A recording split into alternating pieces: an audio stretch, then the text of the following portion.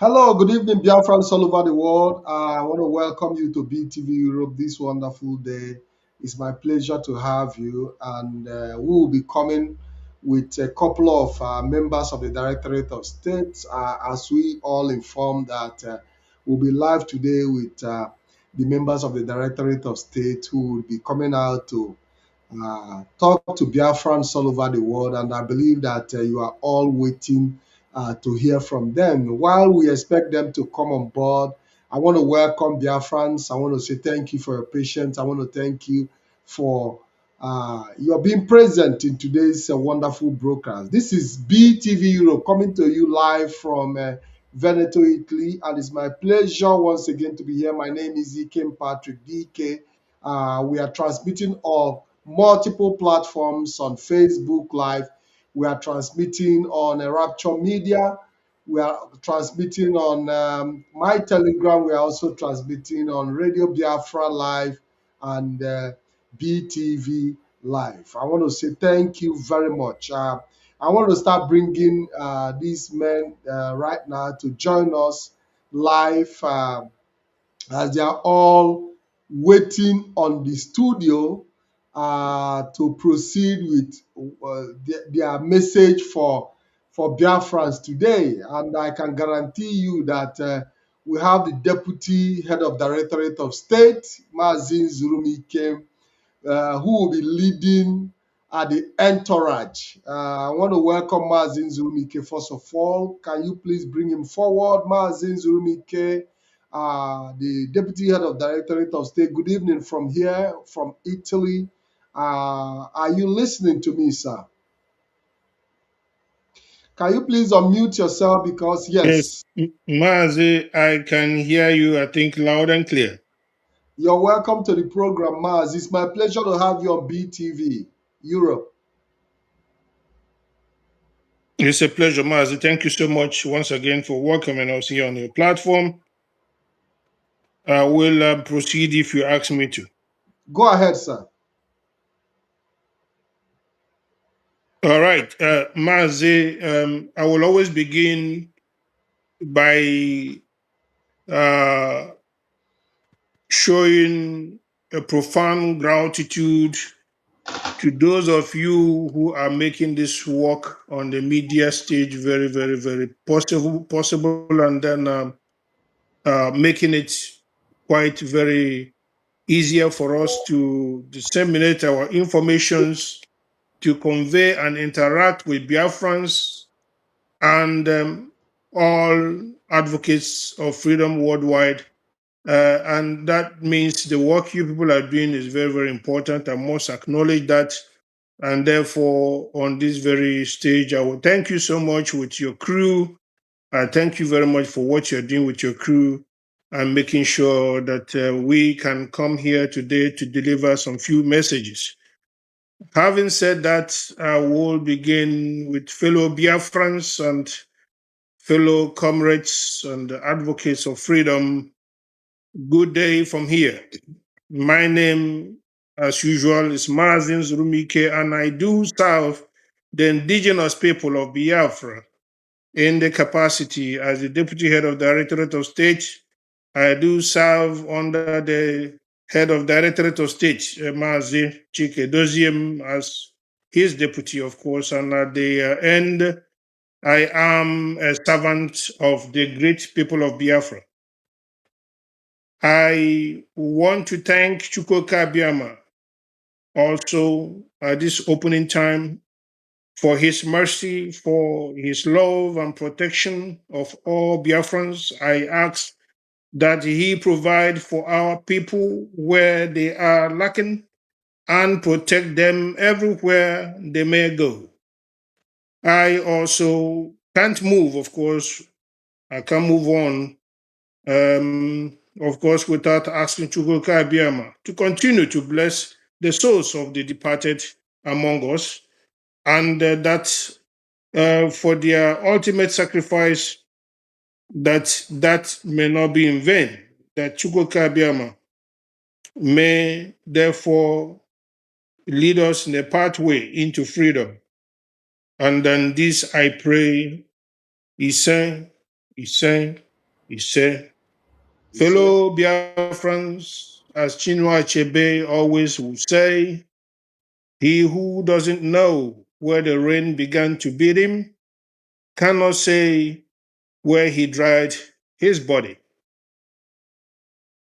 And that is to say, some decades back, because of what we're facing today, numerous troubles of insecurity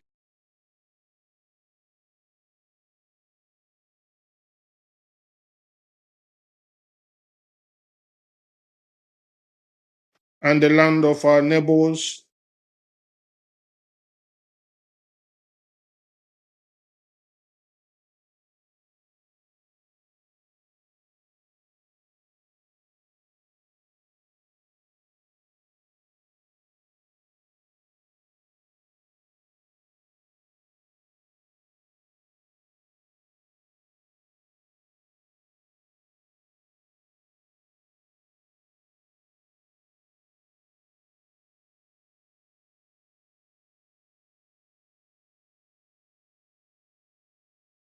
British mercenary called Lugar. The amalgamation we know was between us, the Southern Protectorate, so called, and the Northern Protectorate, so called. The Islamic North brutally descended on Biafrans in 1945 and slaughtered thousands of Biafrans in the North under the British watch. Same in 1953. Fulanis and then Hausa Fulanis struck again and slaughtered Biafrans en masse for their resentment of the fraudulent amalgamation without consultation. These atrocities were equally carried out because our killers knew we were different and shared no common value system with them. So the slain Biafrans, and then we know our people were completely innocent from the brutal murdering of them and slaughtering of them. It was also partly a genocide that took place. As more demands or questions of independence got louder, somewhere in 1956, the British plotted to keep their sledgehammer and their future influence on us by literally rigging the census results for the North, falsifying the results and inflating the numbers for the Northern Protectorate. We all know what happened. Since then, we keep hearing from the Fulanis till tomorrow claiming they have the numbers. In the Nigerian political dispensation, they will tell you they have the numbers. Somehow they are more than us in number, and that you can trace it back to the rigging of the census from the British Caliphate. The British, handlers. I will put it that way. Meanwhile, like today, Nigeria and British coalition attach importance to our natural resources, but not to Biafran citizens. We don't matter to them. Now, running through the infamous World War III called the Nigerian Biafran War and its aftermath, our challenges have grown substantially and even more convoluted.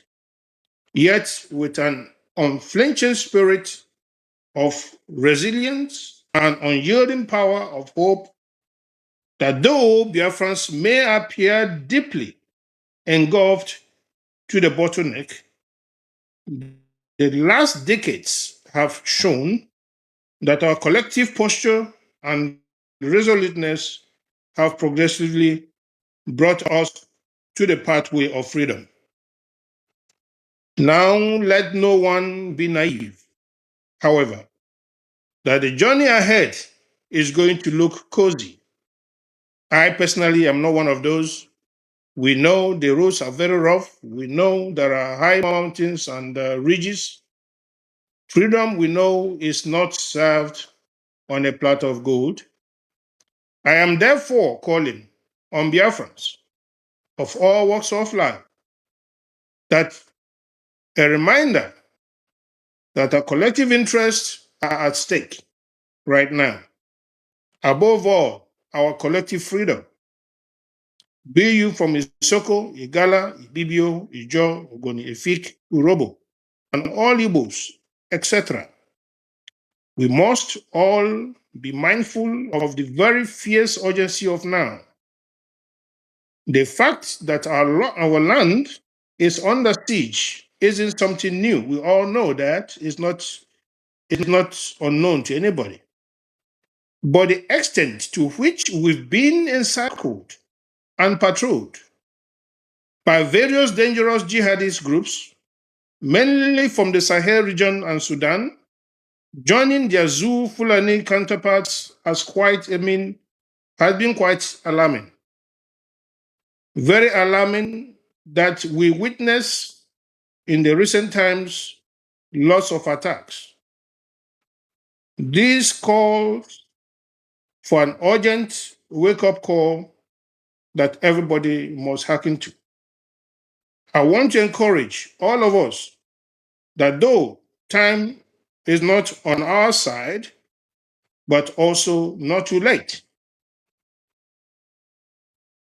However, any month, week, day that passes by drifts us into calamity without doing anything needful.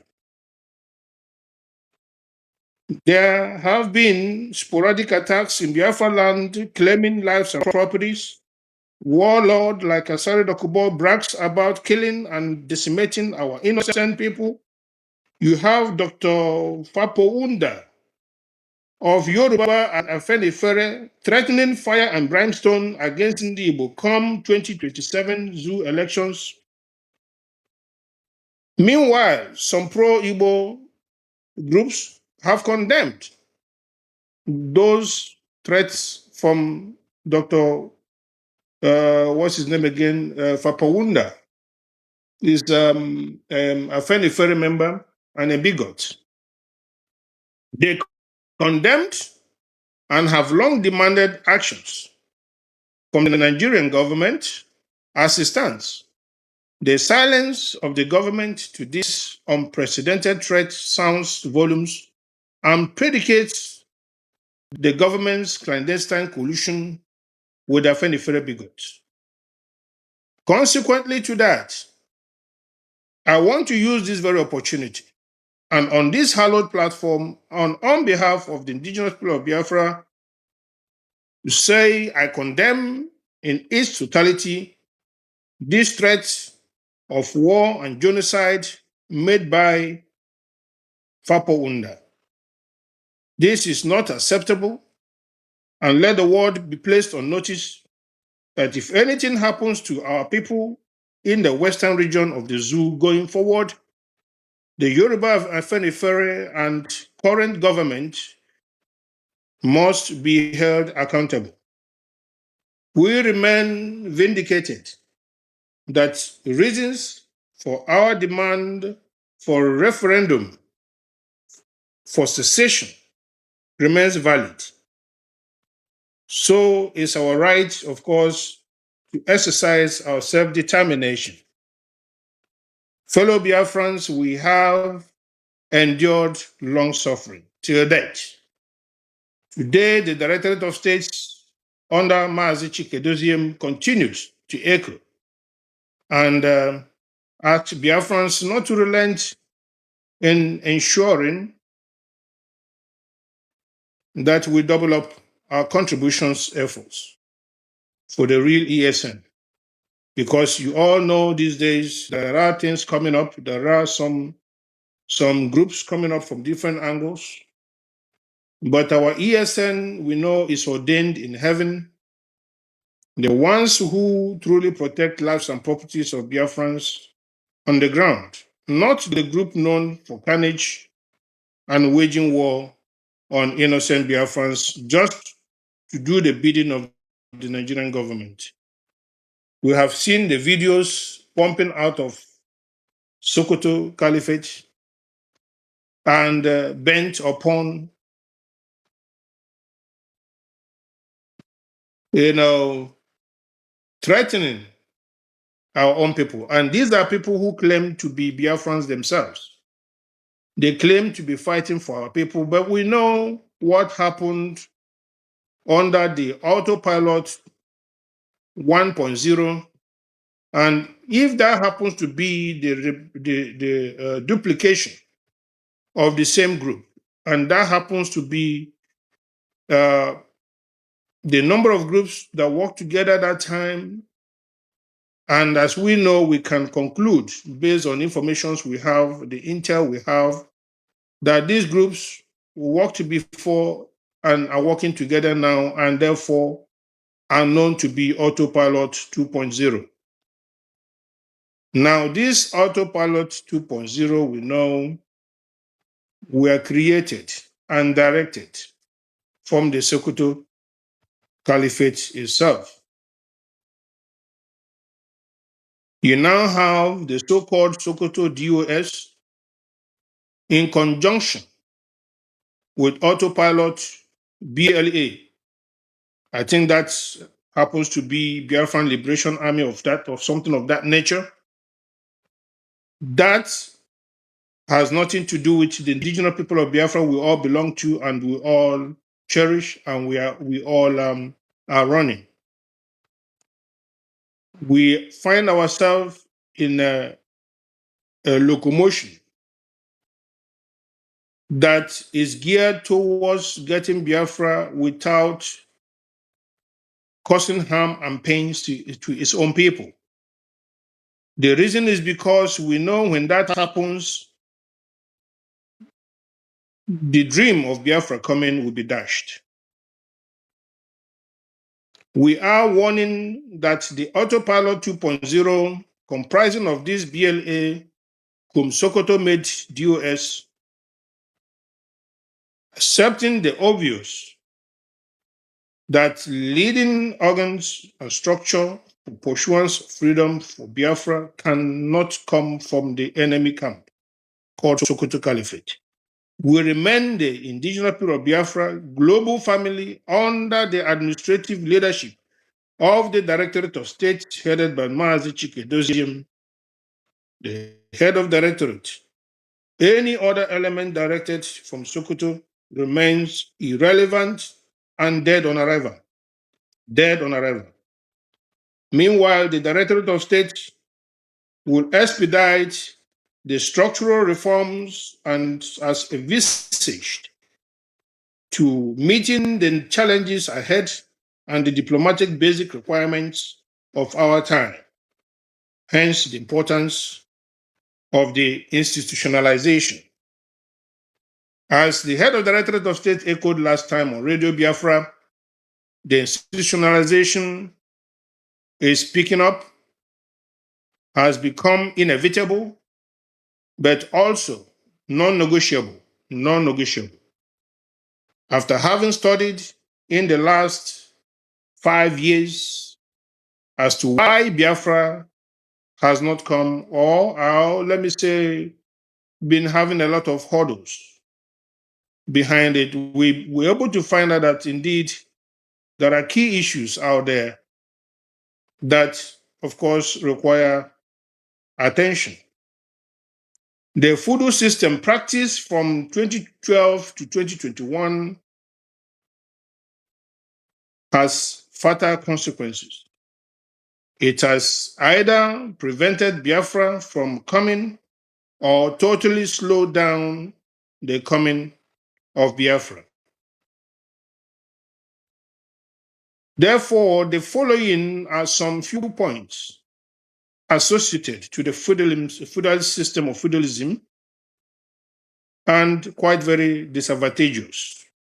They include failed policies and decision making, the resultant loss of innocent lives and properties, the neglect of the welfare program of the indigenous people of Biafra, lack or jerky diplomatic undertakings, highest threat to the existence and survival of our movement, especially in the case of a single leader's incarcerated or in case of such his demise.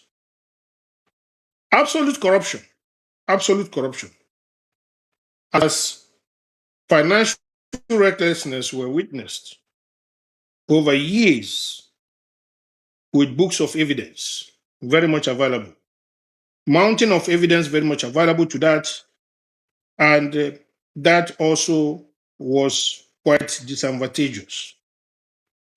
For us, therefore, it has become very, very imperative to make the journey to freedom much smoother and less with hurdles. In an institutional environment, therefore, like aforementioned, key issues shall be eroded. Those issues shall be eroded once we have institutionalized environment. It now allows the DOS to assume its rise in place of duty and efficacy. More rooms for pertinent scrutiny aimed at overall betterment shall be opened. The doors of accountability shall no longer be shut but kept open. Corruption shall be drastically abated or eliminated. Various departments shall be revitalized with some embedded binding legal codes, ensuring that all Biafrans or members of the movement are effectively stakeholders, not one private enterprise or wasteful of resources and blood money. On the contrary, it will provide us with resource efficiency. The institutionalized environment, as I have said before, is going to help us enhance the required level of legal protection, especially on the global stage. Progression of policies and objectives, where unforeseen circumstances are encountered, as we normally know, can always happen. And when it does, shall not affect the efficacy of discharge of duties and the agenda on the table in a given time. We also can point out to a boost in voluntary engagements and sustainability. Biafrans have so many things going on, and we are, like HOD announced last fall, so many things are going on. We want you to embrace the good things that are coming forth, because fighting Biafra without fighting it in truth and honesty can always lead to a shipwreck. We thank Chukwuka Abiyama that since we picked up this very mantle of effective leadership, I'll put it that way, we have achieved so much. I keep on hearing people asking what they achieved. Let me say it this way. From 2012 to 2021, IPOB has achieved practically nothing but sensitization.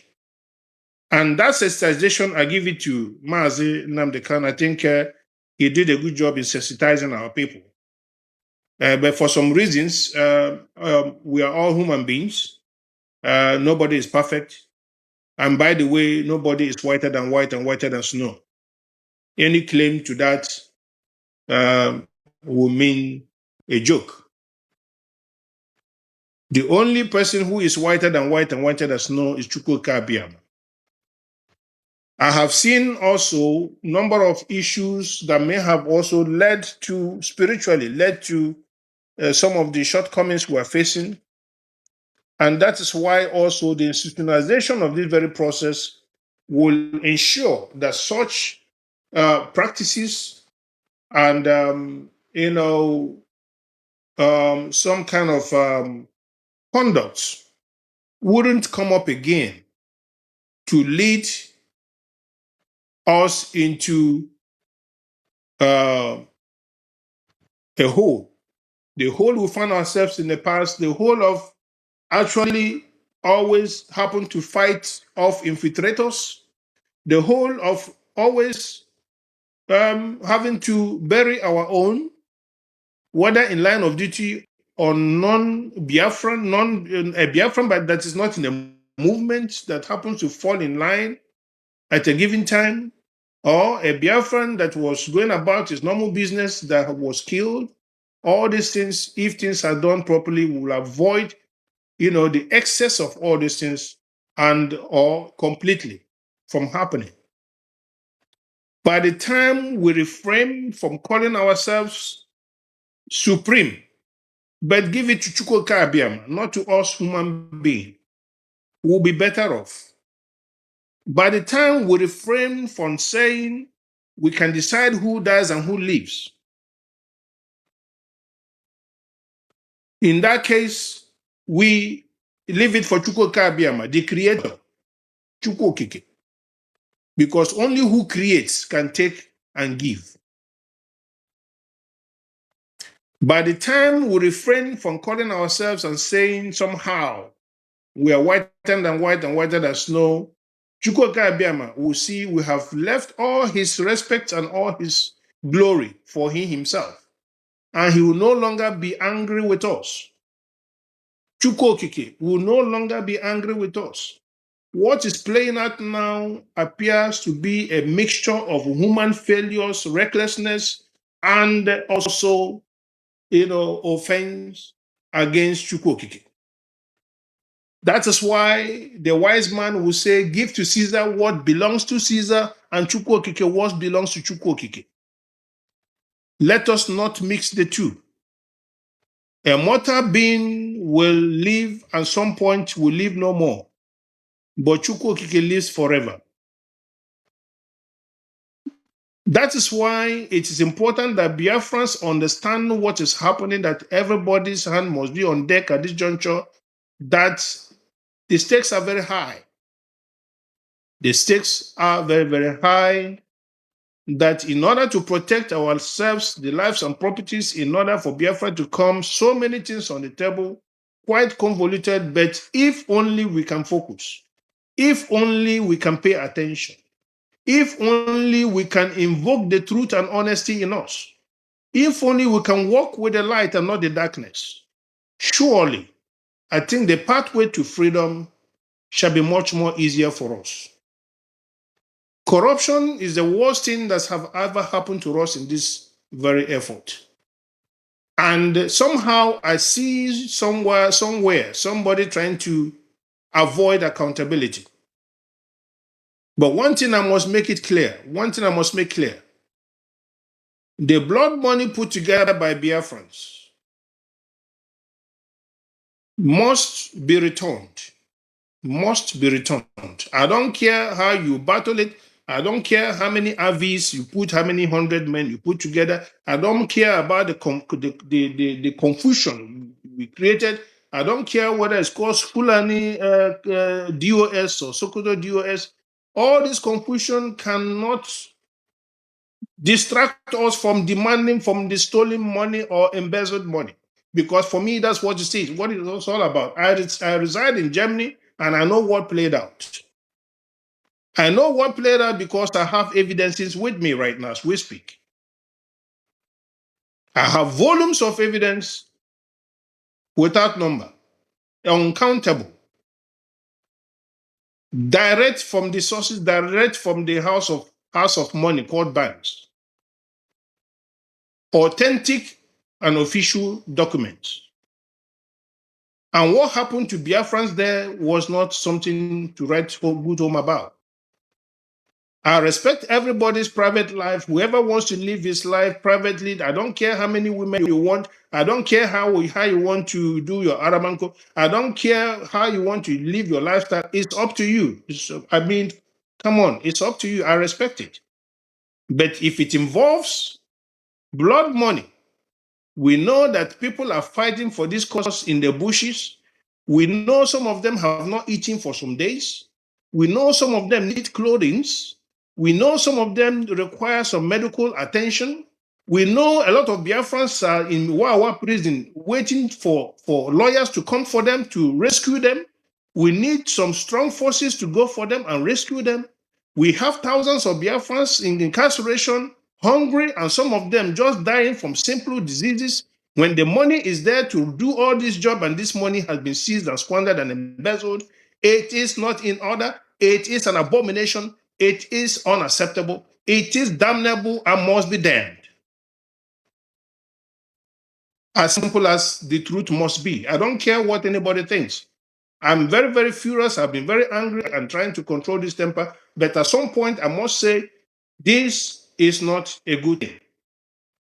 And somewhere, somebody is wondering why Biafra has not come. Why we have wasted good 10 years without anything, and we were told things was being done. We were told that and that has been done. But in the space of these last 5 years, we have figured out what was not done. And I thank God for Chukwuka Abiyama. I thank him for energizing this very leadership. I thank him for the leadership quality he has in Mazi Chukwuka. I thank him for the leadership quality he has in the DOS members that are putting heads together and making sure that all the necessary buttons are pressed to make sure that the needful is done for Biafra to come, because Biafra cannot come alone with sensitization.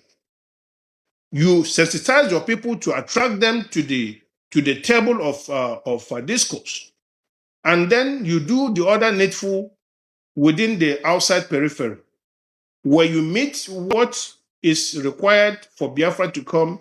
You build the necessary bridges for Biafra to come. You do all those things you need to do so that when the going goes rough, you have somewhere to fall on. Because we must be very honest to ourselves, we don't have what it takes to fight the zoo squarely and militarily. That is the bitter truth. And when you have such a situation, all you need is absolute brainstorming. All you need is superior argument on the table. All you need is your magic bullet. That is the only way you can go about it. This is how David was able to fight Goliath. And I promise you, by so doing, and in truth and honesty, surely the period and phase for Biafra to come will be shortened. There is no illusion. We are not going to now start saying it is tomorrow, it is next, the Biafra is coming. We are not autopilot 2.1, 2.2, that will 2.0 that will tell you that somehow a fighter jet is somewhere in one aerodrome, or that our warship is on a high sea or Bonnicamp. There's nothing like that. It's not true. We must learn not to be deceiving our people. We must learn to tell our people the truth and carry them along. Let us not give them false hope. But I believe Biafrans are smart people. Biafrans are smart people. They can decode when you are telling them the wrong things. Very few can be gullible. Yes, that can happen in every society. But I know the majority of Biafrans are hearkening to the path of the truth. And that is why today we have a lot of support from all over the globe, the global family supporting the cause by these very members of the Directorate of State. Biafrans by nature are not feudal people. They don't hearken to feudal commands. They must see an inroad of progress in what you are telling them all about. And that simply is the reason why we are Republican in nature. That is the reason why we fight collectively. That is the reason why we ponder over matters and issues collectively. And that is why we go to fetch for the best of our human resources. Fellow Biafrans, those of you back home, the stakes are high. Some wolves in sheep clothing are moving about trying to sow not only seed of this world, but to deceive so many of you. A lot of you have fallen in Enugu squarely. And I must tell you that we can only say sorry for you. But of course, anytime you wake up is your morning.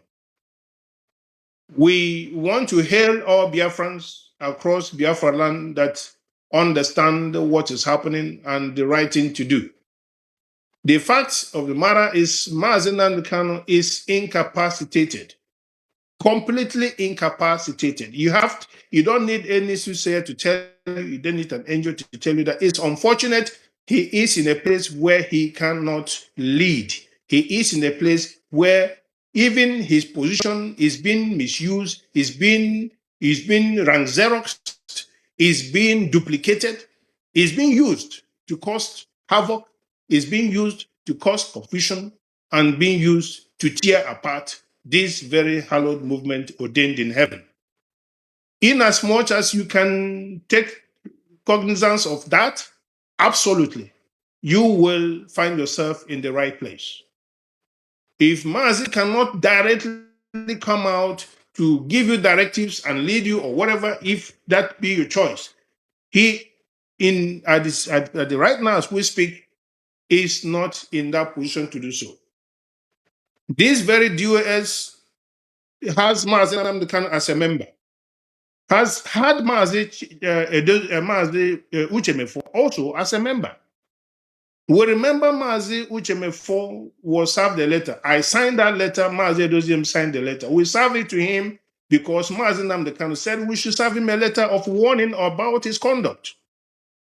Mazi Mefo was not happy about the fact that his subordinates had to serve him a letter. But you know what? It happened within the premise of the fact that he was a member of the DOS. And the head of DOS happened to be Mazi Edozim, and I deputized him, and therefore we served him the letter. Respectfully. Same can be served to anybody, it doesn't matter who the person is. It's just the simple structure we have and has to be enabled to function. That is why it has become quite very imperative at this juncture, quite very, very important at this juncture and pertinent that this very DOS is allowed to function the way it was designed by Chukwu Abiyam. Because if one person had been doing this thing for quite over 10 years and nothing to show for it, then we cannot continue to do the same thing and expecting something else, something new to come. It is time we allow the functionality of DOS in its totality to come into the limelight and into the live stream. Very, very important.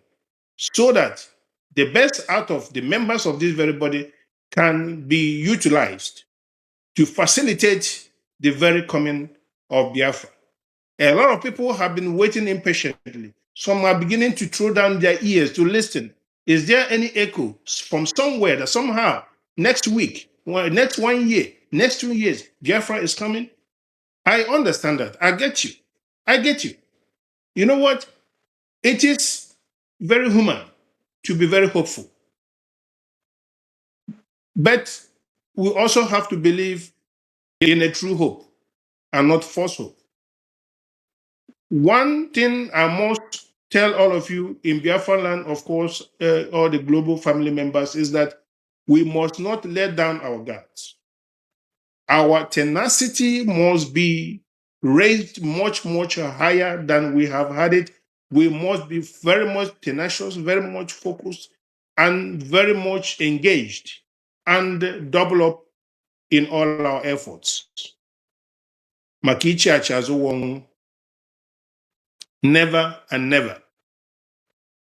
It will be a disservice to the fallen heroes and heroines, to those of them who have paid it all, to those of them who were marching in Aba, moving around in Findi clothes, shouting that Mazi Nnamdi Kanu be freed, and they died just for asking for freedom of Mazenam, not even for Biafra, not even for their own freedom, but freedom of Mazenam. They were all mowed down. They died. They died for one person.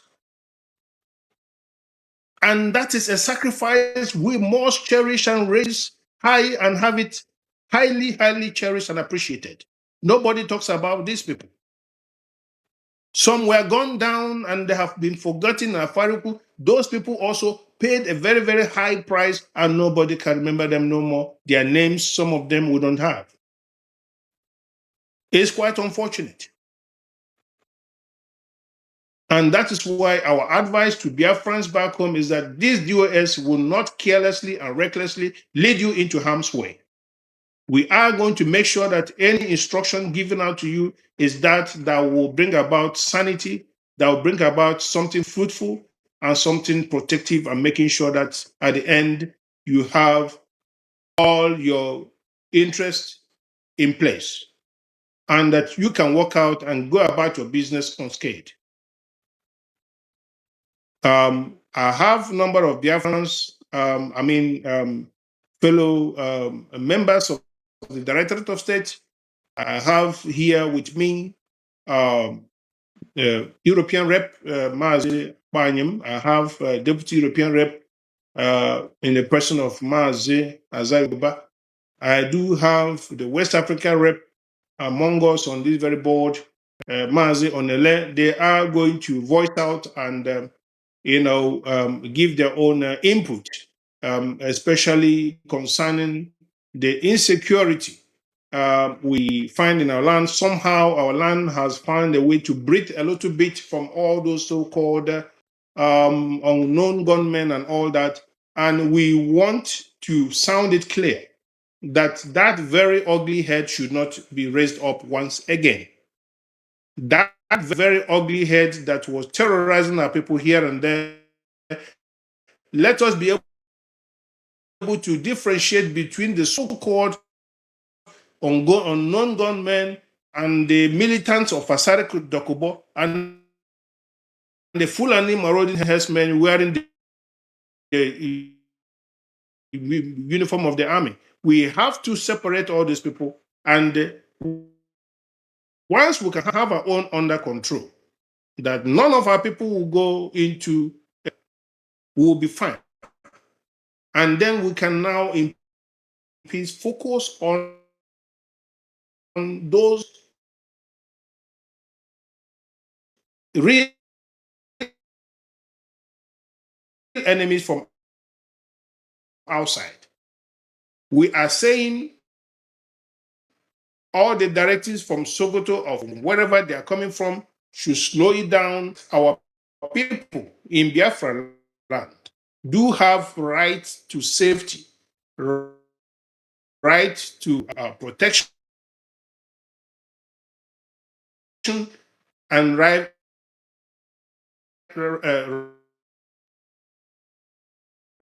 violence. That should be made clear. Our people.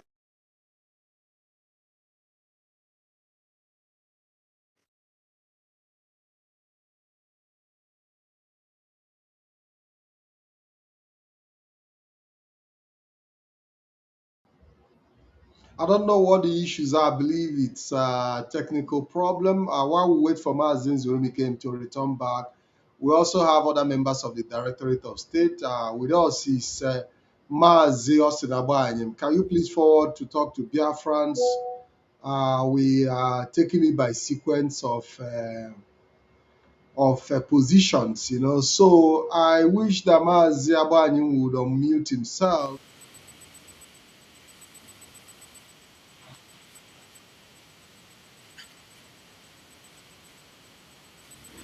Good evening, Mazi Patrick Ikem. I don't know if you can hear me.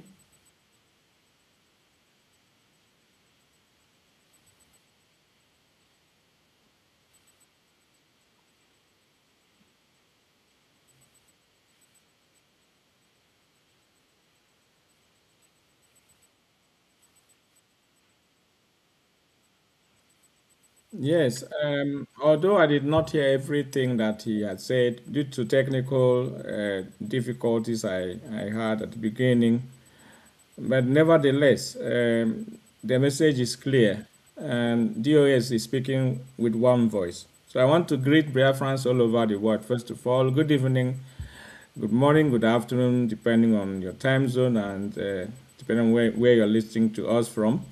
My name is Mazi Austin Abaim. I come from Ami Kechuku in all province of Biafra land, and by the grace of Chukwu Okabiam, I continue to serve the indigenous people of Biafra as the European representative undisputable.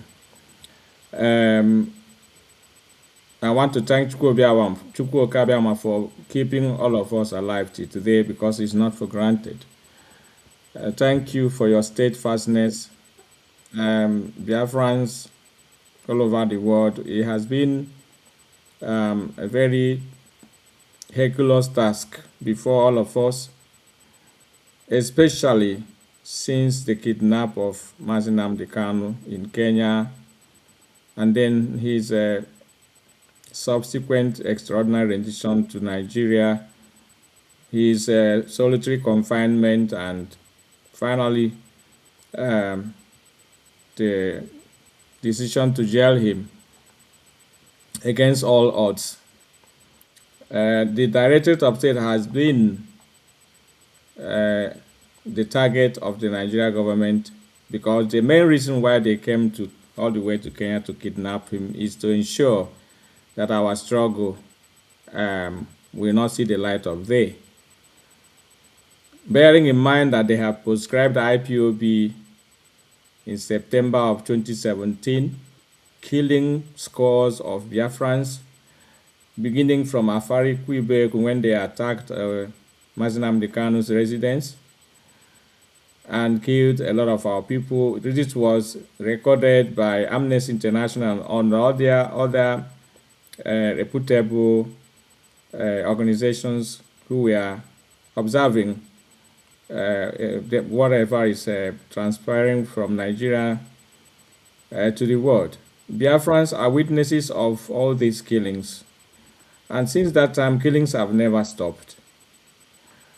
Mazi Nnamdi Kanu, after his abduction, this struggle has seen unprecedented blackmail, attack, and all manner of disparaging and undescribable attack from every angle, from infiltrators and saboteurs put together.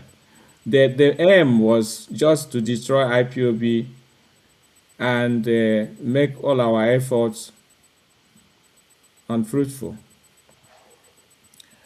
But God so kind, we have remained resilient, unperturbed, and indefatigable in all our efforts to ensure that this particular Biafra movement will see and achieve the main objective for which he has set before our people. The reason why Mazi Nnamdi Kanu was jailed is not because of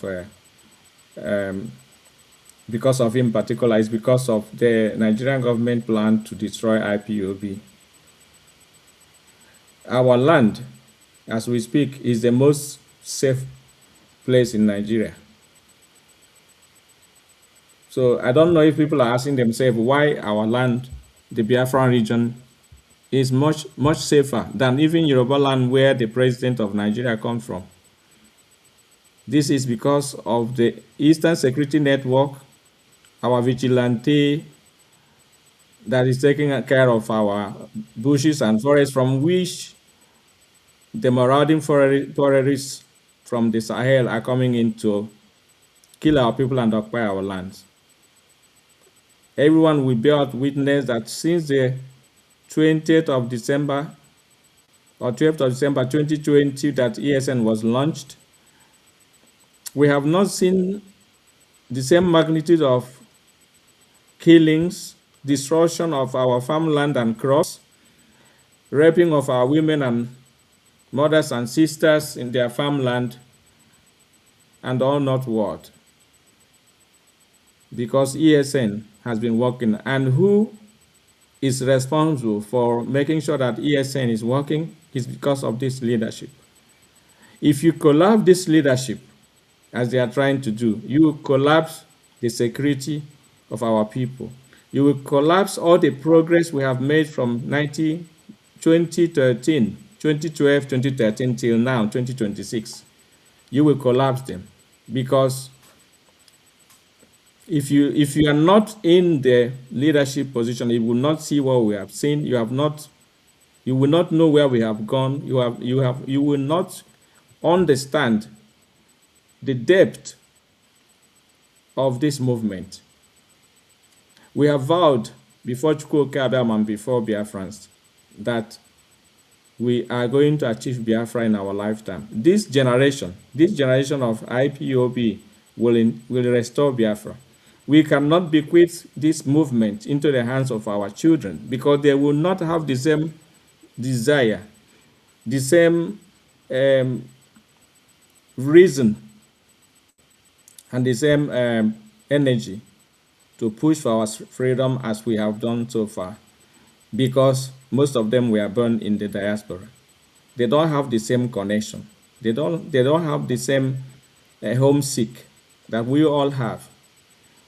So we have made it a point of duty that we are going to ensure that our land will remain safer and safer until Biafra is restored.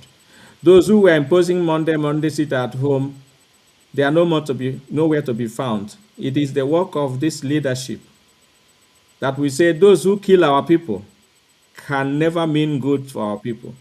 You cannot do woto by killing your own people, killing the artisans, people who must come out every day to look for their daily bread, who are driving keke or kada or selling vegetables or akara on the roadside, in the market.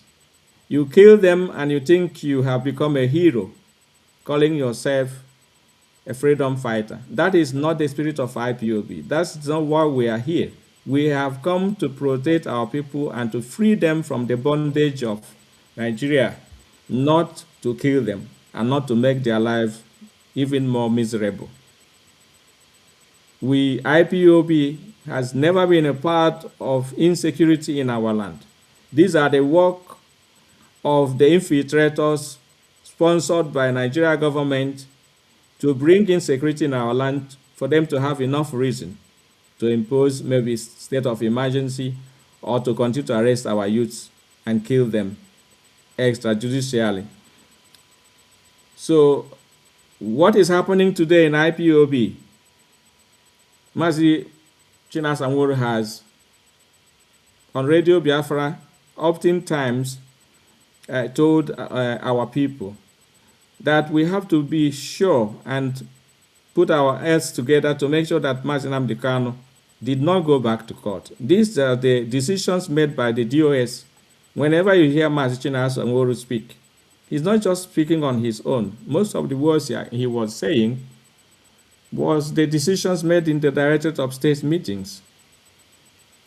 So we have said from day one that Mazi Nnamdi Kanu should not go back to court after securing discharge and acquitted by the eminent professor at law, Barrister Ozokome, and his partner, Barrister Ifeanyi Ejiofor.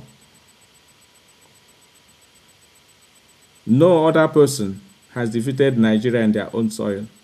We did, with these men that I just mentioned, who did extraordinary work to ensure that this victory was recorded, and suddenly they threw all these things under the bus and asked our leader to go back to court. We knew and we warned them that there's no justice going to come out from Nigeria court under no circumstance. Let us stay with the victory at hand and see how they are going to manage it. They have to obey the court order and release him unconditionally because they have committed no crime known to man. That was our argument. That is what we have brought before the international communities wherever we have gone on diplomatic missions. We have mentioned the name of Mazi Nnamdi Kanu and the manner in which he was kidnapped and detained illegally. But going to court until Nigeria achieved their aim by saying that they have jailed Mazi Nnamdi Kanu, sentenced him to life imprisonment, this is against all our efforts, against everything the Directorate of State has been doing to ensure that this matter will end in praise and in glory and rejoicing by the IPOB members. So now that Mazi Nnamdi Kanu has been in jail,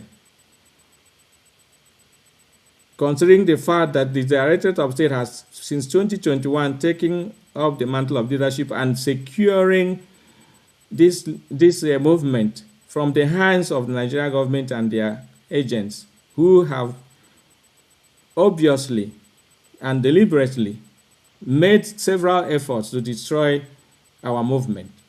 We said no. It is because of our collective efforts, working with Biafrans all over the world, IPOB members who support our movement, with their own efforts, contribution, and dedication, we have ensured that this struggle did not collapse. So why should Mazi Nnamdi Kanu now, from the Sokoto prison, appoint non-IPOB members to lead our movement? That doesn't make sense to anybody. It's not a matter of he is a head of the IPOB. He is the founder of IPOB. It's not about this. It's about the goal we have set before ourselves. It's about the oaths we have taken. It's about the efforts we have put in, especially since he was kidnapped. It's about the contributions. It's about those who paid the ultimate price with their own lives to ensure that this struggle will succeed. So whatever Mazi Nnamdi Kanu is doing from prison would not mean well for our people, especially in Biafra land. Nobody is dragging his position with him. Nobody in the Directorate of State has ever dreamed of taking up the position of Mazi Nnamdi Kanu. Nobody is ready to do that.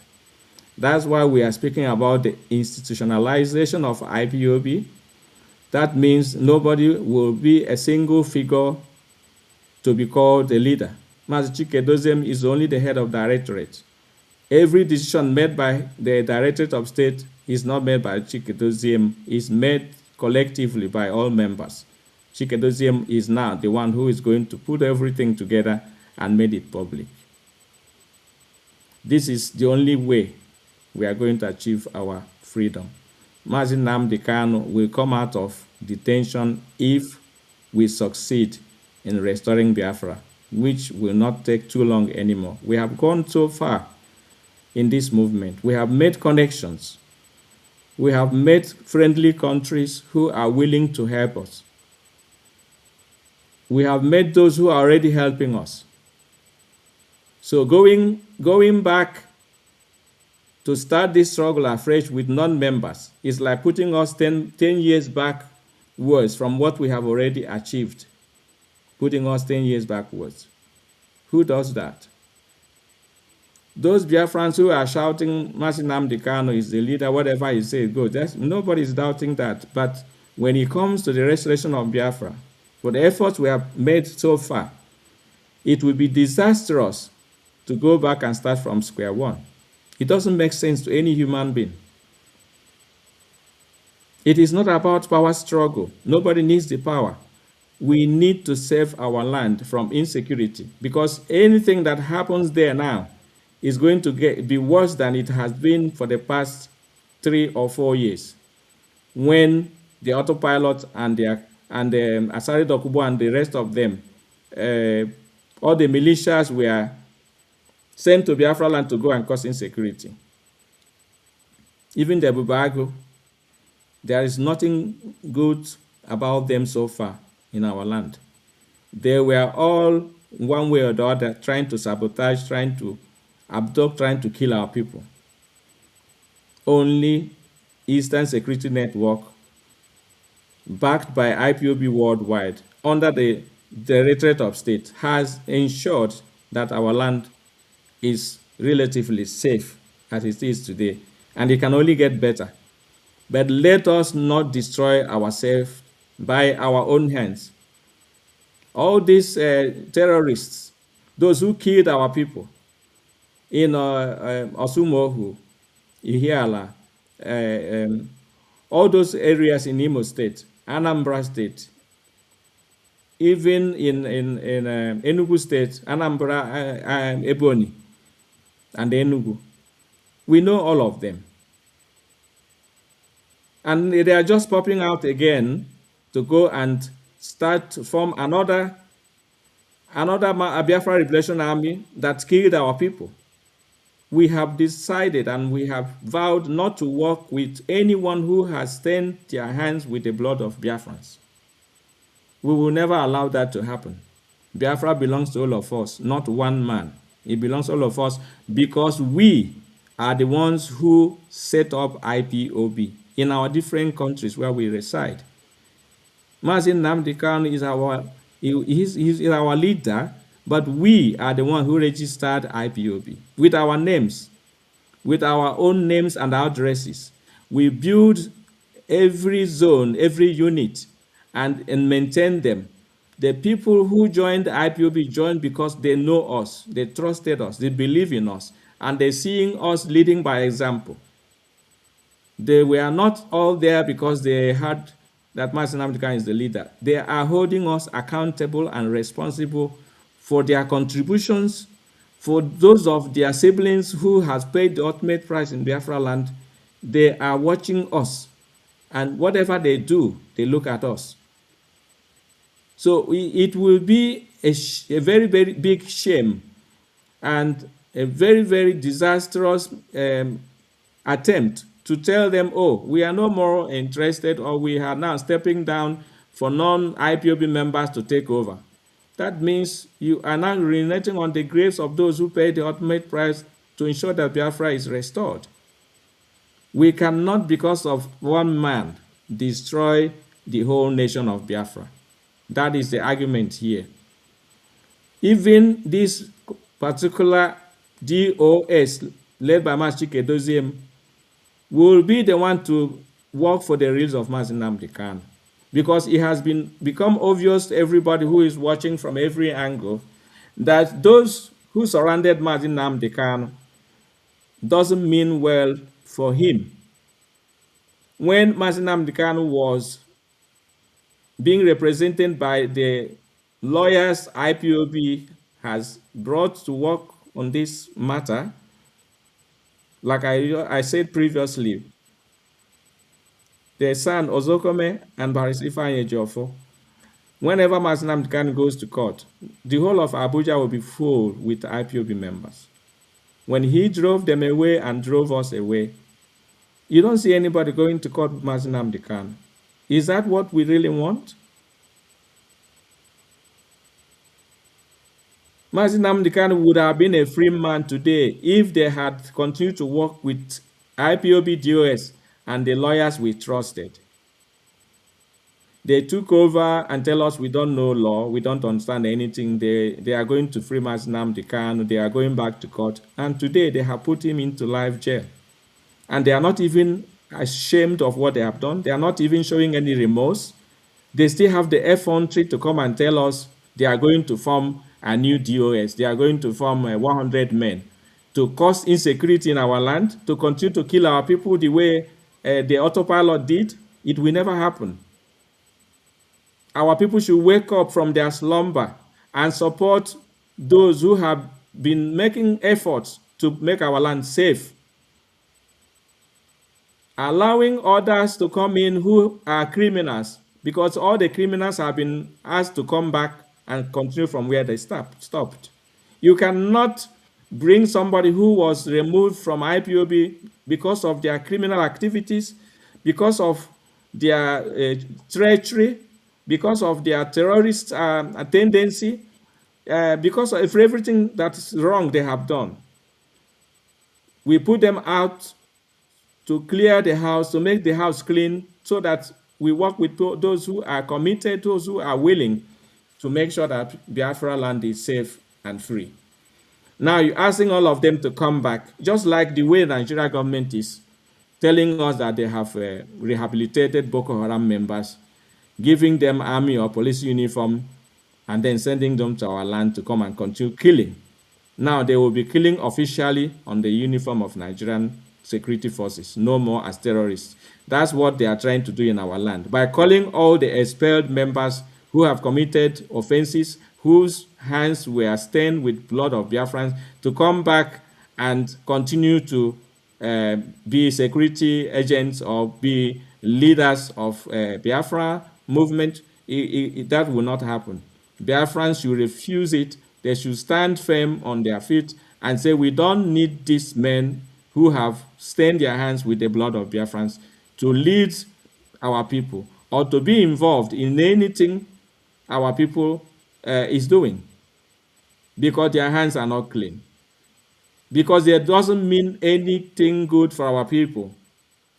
So whether you are Mazi Nnamdi Kanu or you are somebody else, you cannot decide the fate of the whole nation of Biafra. We are all stakeholders in the movement to restore Biafra. We have committed our money, our time, our lives, our businesses, our everything since 2012 till today. So it's not a matter of power struggle, it's a matter of the oath we have taken, the agreement we have reached. You preached that Biafra is our own project. Radio Biafra belongs to Biafrans. The Biafra IPOB movement belongs to all Biafrans. Now, you're telling us that it belongs to your own family alone. It doesn't work like that. You cannot decide who lives and who dies, especially when you are in the hands of the enemies. How can we trust that you are telling us everything from your own senses, if not under the gunpoint of those who are holding you in Sokoto prison? Whatever you are saying now, we have every right to say that you are saying it under duress, because you are not a free man. So it will be very, very stupid of all of us to say, our leader said we must do this, and then we do it. We are all not fools. We have been in this struggle from day one. We know where we are going, and we know where we have gone, and what is left to be done.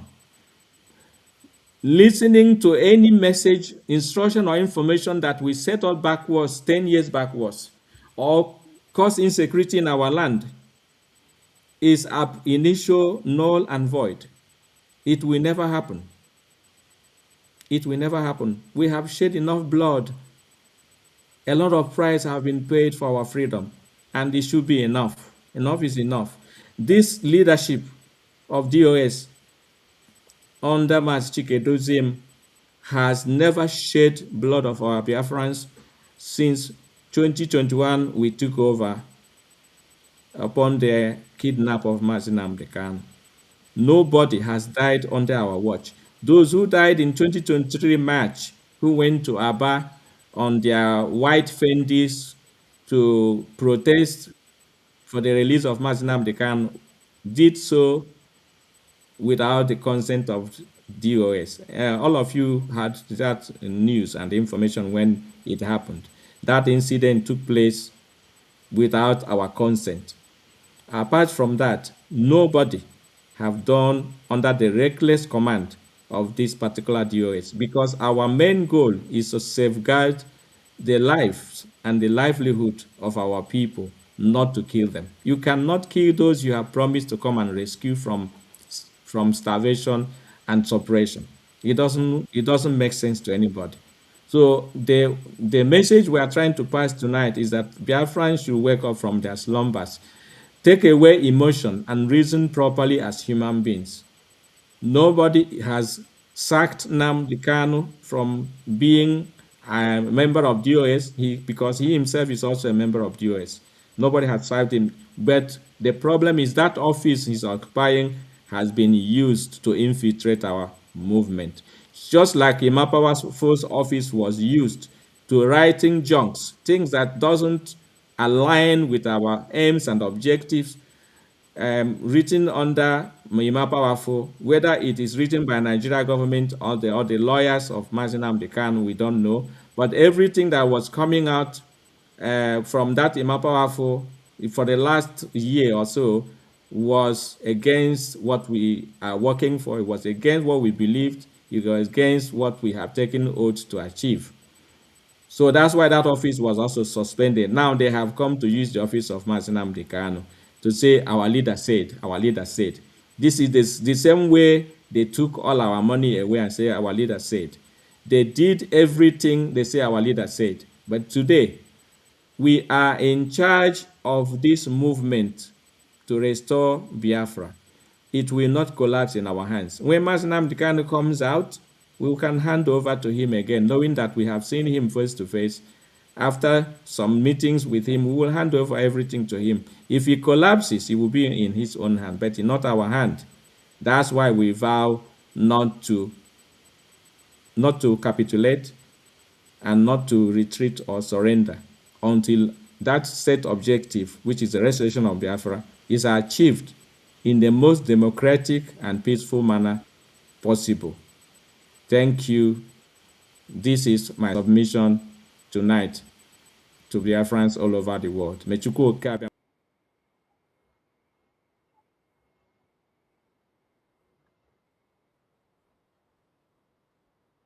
Thank you very much. That was Mazi Abanyim Austin, the European representative and also a member of the Directorate of State. I would have loved to seek the consent of Mazi Tony Zumike, who was speaking before he accidentally went out as a result of technical issues, to still seek his consent to ask if he has other things in addition, or maybe he want to continue from where he stopped before we continue to interface with other members who are already seated in the studio here with us. Mazin Zulmik, are you there?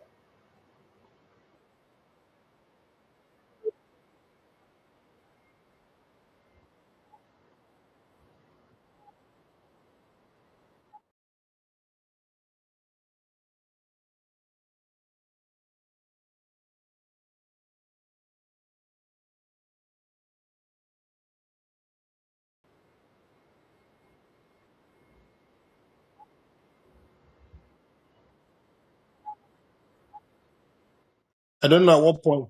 Mm.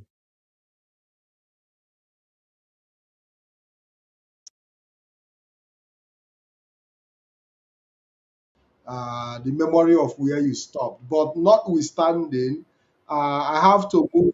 Yes, I have to move to Mazi.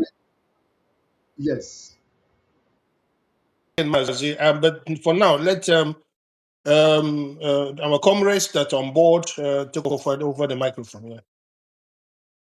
Whoever that is ready, Mazi Aizayoba, are you there? Before we go to Mazi Onele. If Mazi Aizayoba is ready to talk to us, we'll bring you forward, or we can move to Mazi Onele. Mazi Onele, are you there?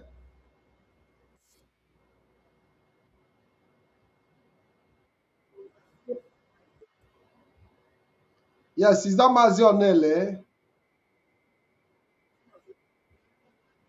Your voice is very, very low. I don't know why.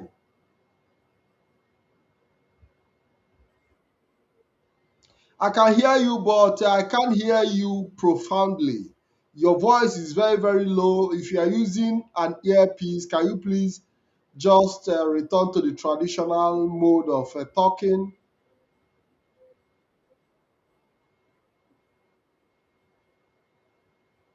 But I can't hear you well. I need to consult with the technical director to give me a clear picture of. Okay, so I've gotten confirmation that you are not coming out clearly. Your voice is very, very deep.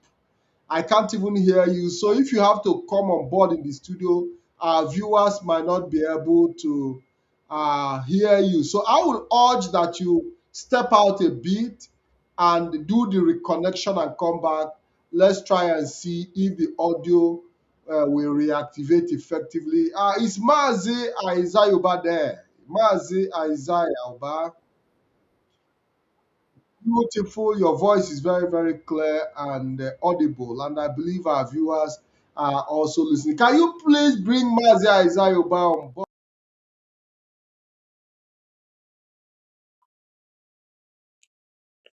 All right. Okay, Mazi. Just want to reconfirm again that my 100% your voice is very, very clear. And as long as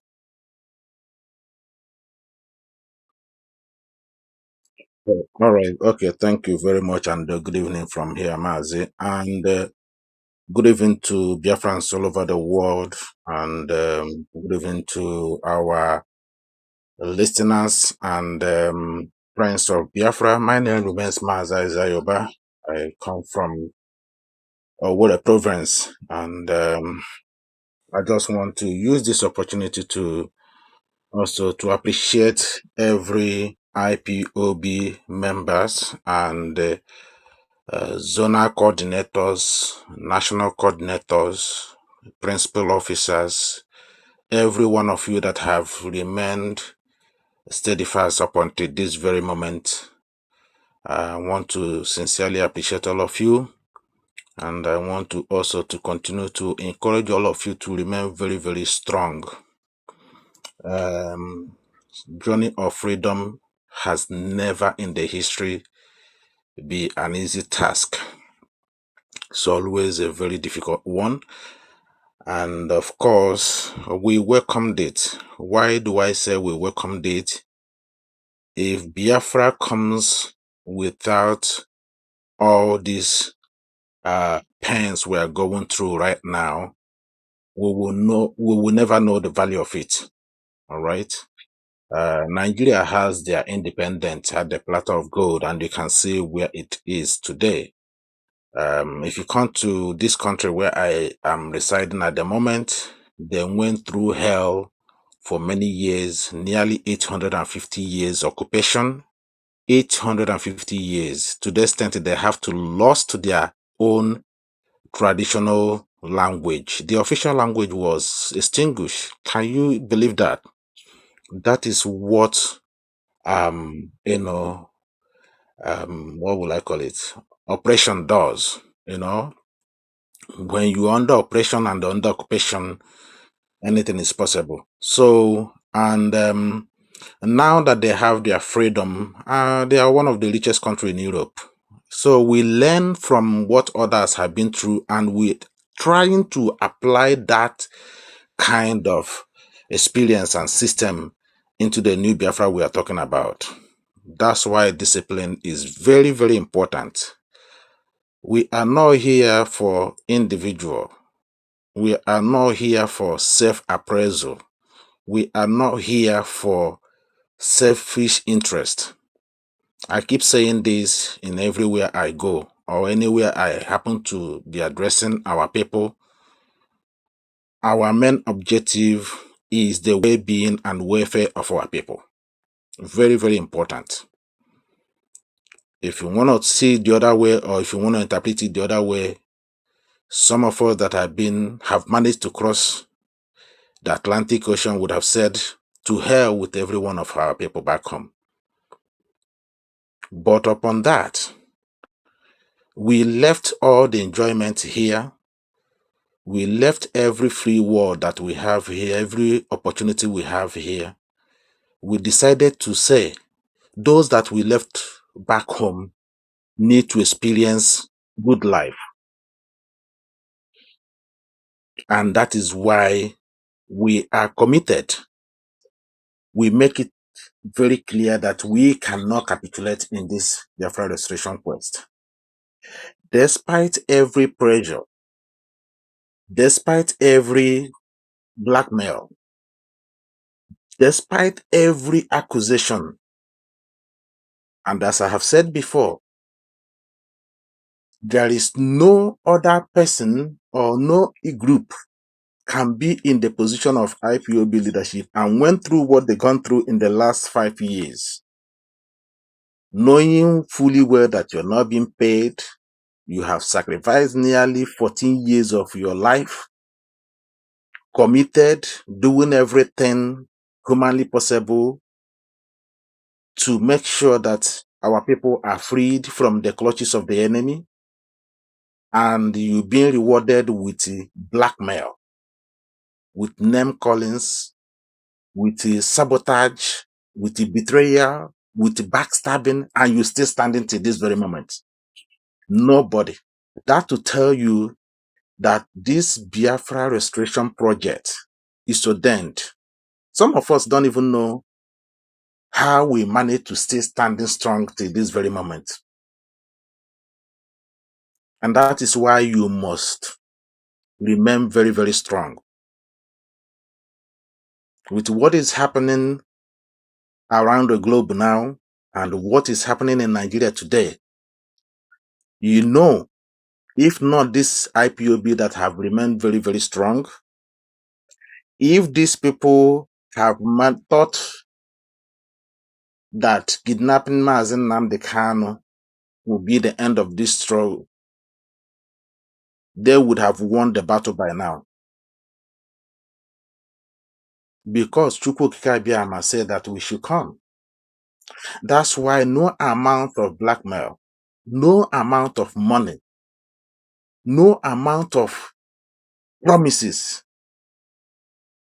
that can be given to this leadership you're looking at here, they will capitulate.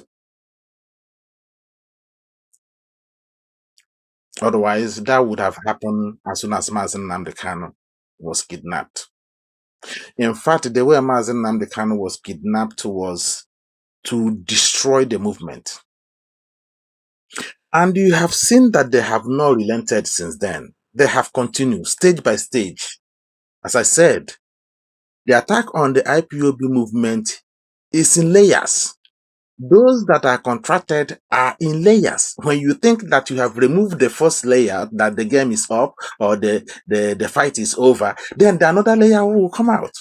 You fought that one, another one will come out. This has been going on. It's just that we need to be very, very strong, know what we want.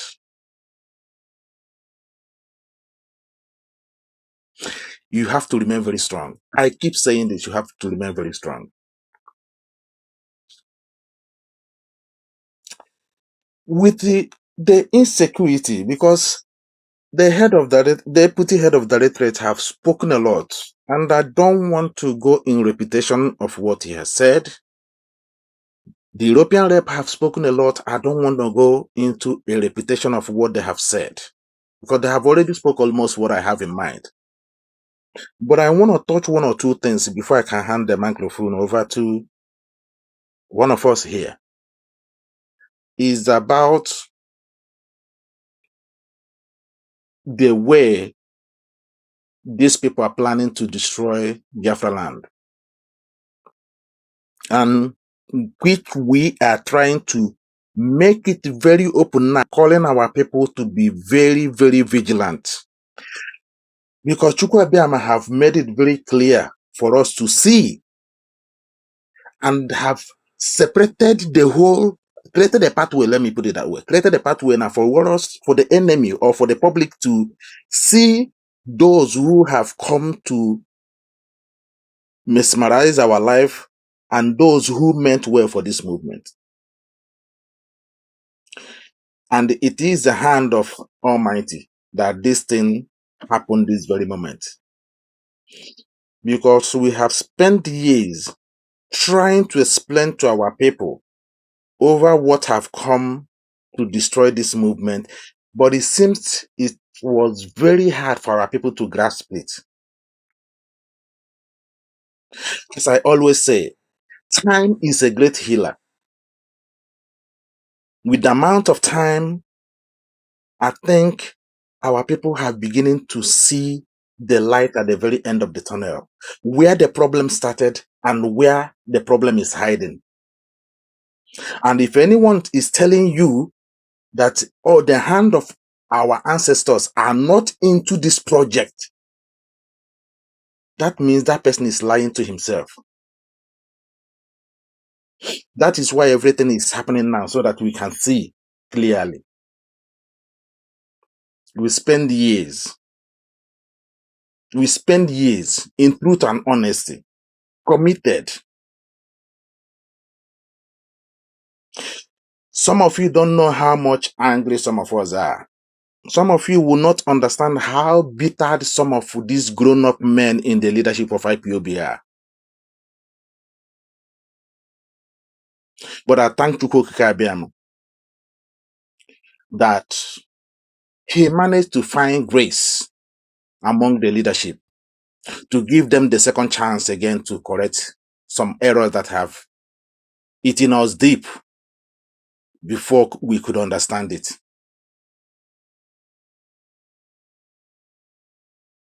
Mazen Nnamdi Kanu have done enormously well, and that cannot be taken away from him.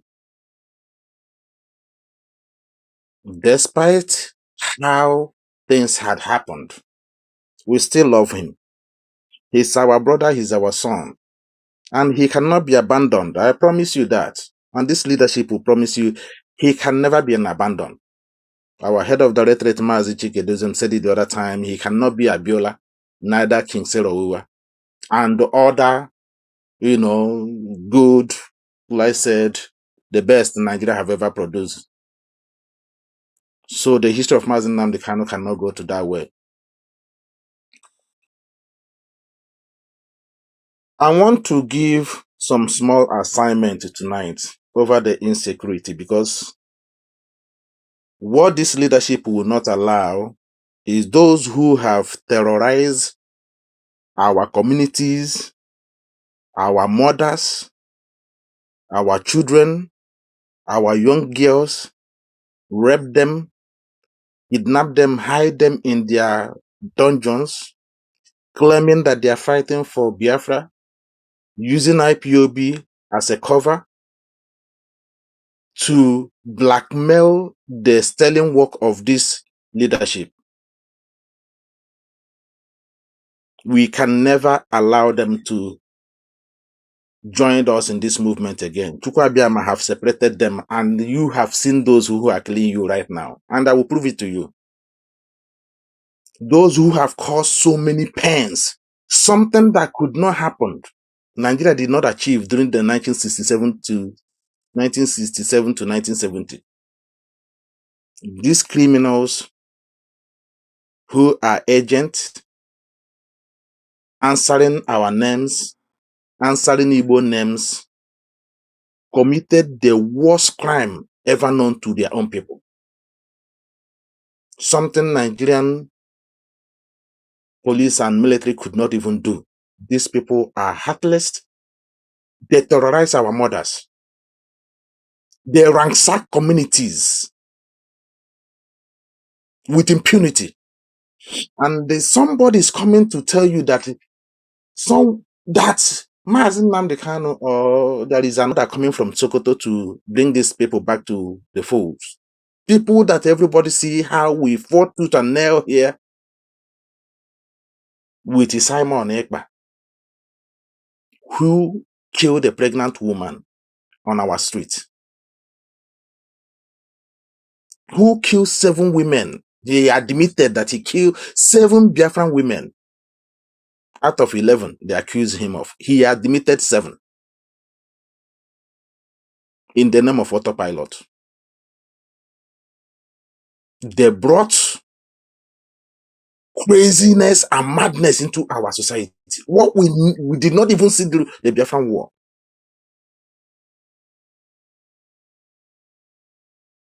And that is why we are speaking it out here, that IPOB is never a violent organization, and the world is listening to us tonight. And we maintained it. We fought tooth and nail to make sure that these people did not destroy organizations that have, at least to a certain level, protected our land today, unlike what you're seeing in Yoruba land and in the north today. If not what Autopilot did, if not what Simon Ekpa brought to our community, Biafra land would have been the safest place in the whole Africa today. But still, it's still safe more than any other place in Nigeria. Regardless of the blackmail of IPOB, regardless of blackmail they are given to the leadership, still, IPOB have been proven before the international community. This leadership have been proven that they are not violent. They are not leading a violent organization, and we continue to maintain that. It's good when you're leading a freedom fighting movement like this magnitude. You studied some freedom fighting organizations that have come before you. There is a lot of things that I've learned in this country where I am today. What happened with the IRA? The reason why there's a kind of hiccup here about them. They are freedom fighting, will I say, group that resisted every oppression in this country. But there is something that went wrong that changed almost the good work they have done for their people. We don't want such a thing to happen in our movement. We will not allow it. There will be no division in our movement, no fraction. We will not allow it. This is how they destroy African continent. Fragmentation. IPOB will not allow it. If you want to commit crime, go outside IPOB and do it. Answer your own name. But for the fact we are the one that registered IPOB across the countries in Europe and in African continent and other places, if anything happen, if anything go contrary, the people that will go after are those ones who registered IPOB everywhere. And there is a level of engagement. For you to register in any country, that country will investigate you, investigate your group, know who you are, know your modus operandi, and before they will accept your registration as organization or as a group. So when you hear that IPOB is registered in so many countries, a lot of work have been put into it. And we cannot afford, after all these years, then we will abandon this to people that we don't even know. They told you there is an appointment. And who appointed those people for you? You don't even know.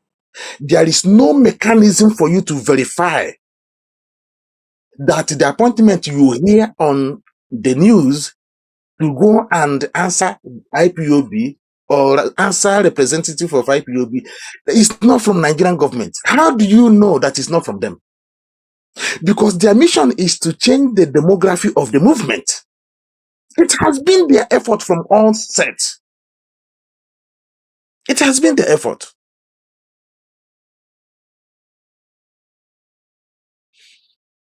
They know when they had Mazen Nnamdi Kanu from Kenya, they could have done unthinkable. But if you do the unthinkable now, then have you destroyed the movement? The answer is no. So they have to do something. Keep him within the reach. Use it to demograph the movement and destroy it. That's why you see the crazy Sokoto appointment.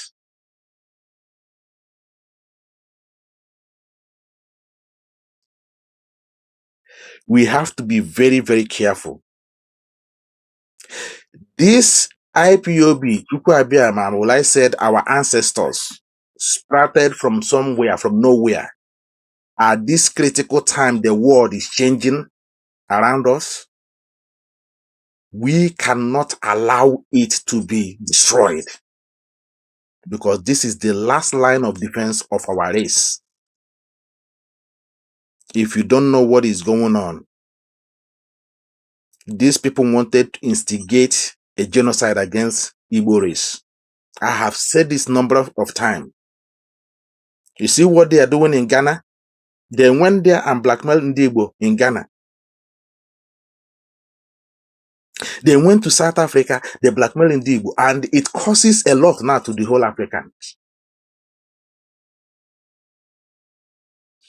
And now Nigeria is paying through their nose, isn't it? Out of their sheer hatred for Biafrans that have done nothing, that have committed anything wrong to them. And now the whole Africa is paying for it because of Nigerian, because of Yoruba people went to, instigate hate against genuine Igbo race that are doing their legitimate business across the globe. They want to do it, and then they will commence their genocide in Igbo land, and then you will not have any help like we had 1967. Almost how many countries in Africa supported Biafra, including Gabon? They want instigated hate against this movement before they will launch the attack, and do not allow it to happen. Put unrest across Biafra land, instigate hate outside Biafra land, and then launch your grand operation. Everything will become history. You don't have any media apart from IPOB, Biafran Television, as you're hearing us from this platform today. There is no other platform an Igbo man or Biafran can go and express their concern. There's nowhere. We are the eyes of our people. We are the shield of our people. We must protect IPOB and do not allow the enemy to use you as an instrument. Very, very important. Do not allow enemy to use you. In summary, let me just give Biafrans this assignment tonight. I think I've said it in my program last week or earlier this week. I want all our media personnel to take attention, including Biafrans here, because recently you see the video that is making around over these criminals parading themselves, threatening also Biafrans. They are not threatening Nigeria. They were not threatening Fulani terrorists that are actually invading our communities. No, they are threatening Biafrans. When something happened, when Mazen Nnamdi Kanu was rendition here, the leadership activated the sit-at-home tools and they sabotaged it. One of the reasons why they sabotaged it, they said that our children were doing NECO examination. I don't want to go into full details because it's going to take us long. You know the story. They said our children were doing NECO exams. And ironically, the same sit at home that they hijacked, they use it to beat our children who went to school, and they flog our teachers. They beat our mothers. But they said the reason why they have to cancel the sit at home unauthorized was because of our children were going to school. When they hijacked it and run away with it, our children were going to school. They went and started pulling them out from the class and flogging them. Why are they not sitting at home? Do you see how the enemy works? Do you see how they operate? Do you see their now mission, what they are trying to do? The reason why sometimes we come out here, we touch some of these things, is for you to know the difference.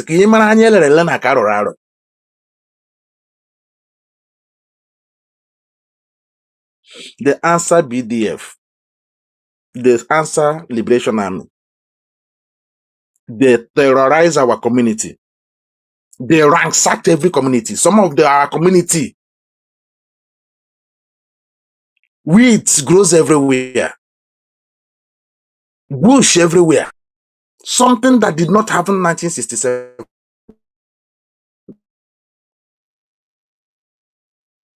These people, they committed serious offense against our people because they were agents. Now they have started raising their ugly head again now. What is their mission? I want you to connect the dots. You can see that Mazen Nnamdi Kanu, they are applying court appeal again after they have sentenced him. I don't know when the appeal is the date of the new appeal is gonna arrive.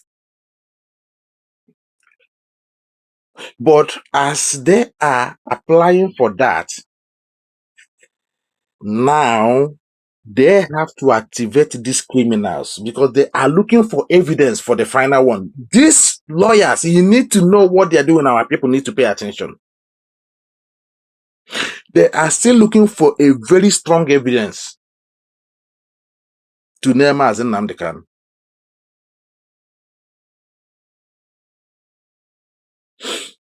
With all these things they are doing now, they are trying to connect. Now, the assignment I'm trying to give you, just pay very close attention for you to understand my analysis. They are trying to link everything once again where Mazi Nnamdi Kanu cannot refute anything. How is that going to happen? There is a video our sister Nwadoge posted, which I would like her to repost it again. Our medias make combination of those videos. I'm going to mention them now so that some of you will go and look for them and combine them so that they will be sent to our community leaders across Igbo land, across Biafra land. There will be no hiding place for these criminals anymore. We have to expose them and expose them before the international community as well. Because all they are doing, they are trying to implicate IPOB. They want to destroy IPOB from the international community so that IPOB movement will be banned all over the world. That is why they introduced their new Sokoto DOS.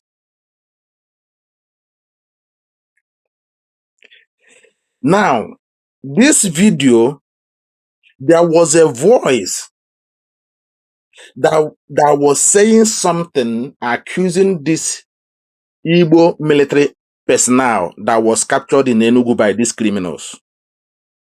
Go and check that video and check the voice behind it.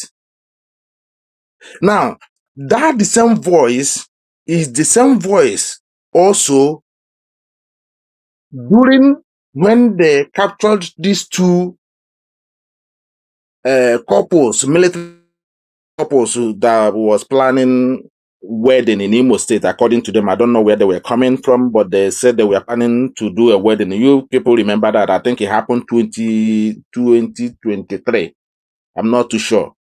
But 2023, those Nigerian military personnel, those Igbo personnel, they were talking, the voice that was talking in that video before they caught the private part of that lady and they beheaded the man. You will see it's the same voice of the one in Enugu.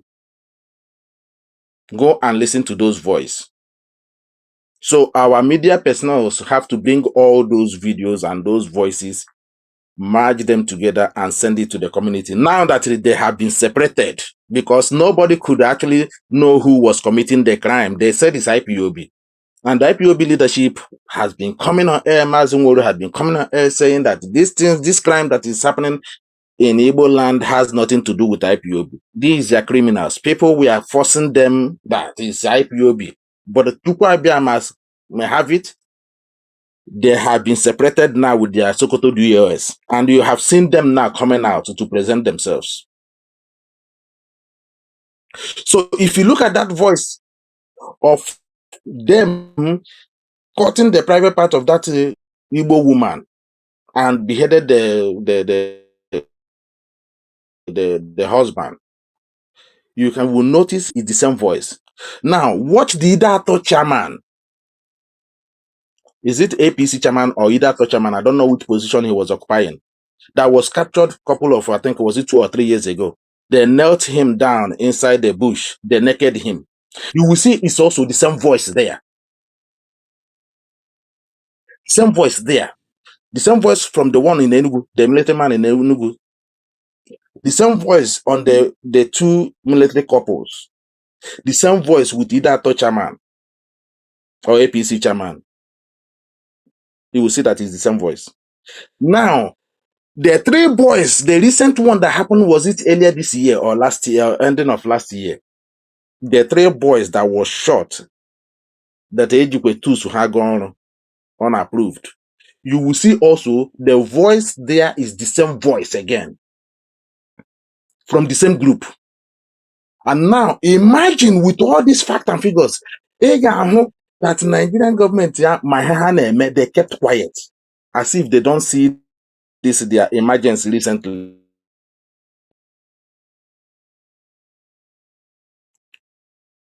So the only savior IPOB has is that the leadership have already suspended the office of Mazen Namdekan. They were using as a cover to commit this crime. Otherwise, there's no way you would have separated them with this their recent emergency now. Now, they would have gathered all those videos. They will now submit it to some important places where IPOB are engaging. Say, look at them, look at their voice, look at the video. They are all of them. They are all the same. As Setakwam himself has worked hard to link this autopilot with IPOB. These criminals, these killers of our people. You see, as they announced their Sokoto DOS, immediately they came out. Now you can see those who are commanding them. You can see who they are working for. For the wisdom of IPOB leadership, issuing that is press release, suspending of the office of Mazen Namdekan to protect the movement that is registered across the globe. It's not about Mazen Namdekan. Nobody, like Mazaban said, nobody removed him, nobody sacked him. But the office that in which these people are using it to commit crime, and the Mazen Namdekan has no control of what these people are doing in his name. Now, for instance, to prove to you Mazen Namdekan has no control what these people are doing with his name, the letter he gave to Ejimako to tell Simon Ekpa to stop his crime. Ejimako ordered that letter for 1 good year. What the Mazen Namdekan did, because he's handicapped now, he couldn't do anything. His lawyer ordered it for 1 year. Why crime were being committed in his name? He sent a letter through his lawyer. Stop this guy. Tell him to stop. Ejimako ordered that letter for 1 good year until Igbo land were set ablaze. Now, if these people now go on their way, start committing their crime, Mazen Namdekan has no mechanism to stop them. The only people have that is capable to stop anything is IPOB. And for the fact IPOB is not committing any crime, it's not for violence. So it's very important that we isolate them and let the whole world know that this IPOB family is not a violent organization. And we are proving it. So you must remain very strong. Be on the lookout. Make sure that you watch them. Anywhere you see them, any community where you see them, report them to the next authority, because we cannot allow them to destroy and make misery of our people anymore. On this note, this is where I'm going to leave it tonight. I want to sincerely thank all of you for listening to us. As I say, remain very strong. This Biafra we are pursuing, we are going to get it. And the heart of this movement will not be allowed to see any corruption. For sure. Thank you very much and good evening from here.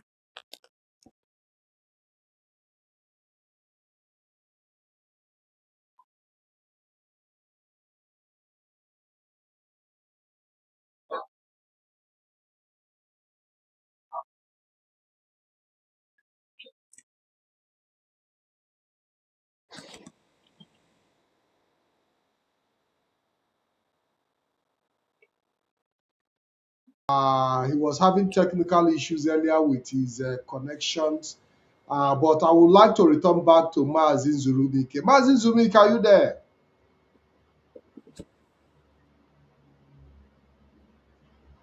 I don't know if Mazin Zurubike is there. If he has any further input to make, because I know that at some point he was disconnected as a result of technical issues. Um, so I don't know if there are things he would like to add. Okay, let's see if we can take Mazi Onele. Mazi Onele, are you there? Have you been able to sort? Can you please speak? Let's see if you've been able to sort the issues you have with the audio system.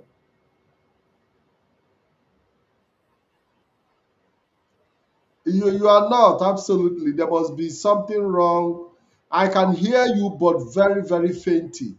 And I wouldn't want to put you on board where the audience cannot grasp what you have to say as a result of low.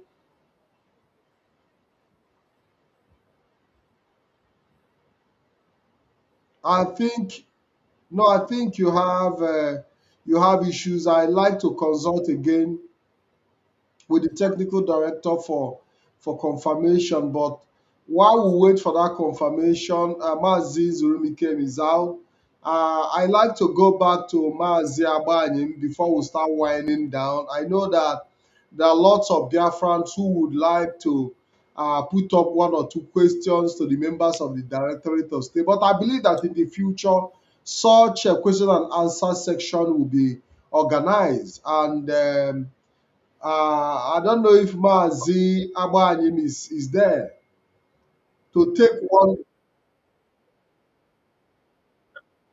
Thank you very much, Mazi Abanyim. As we all know, we monitor our system, and thousands of Biafrans are listening globally, including those who disagree with the Directorate of State.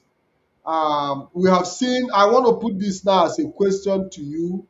We have seen the controversy that have been caused in the past few days as the claim to dissolvement of the office of the Directorate of State.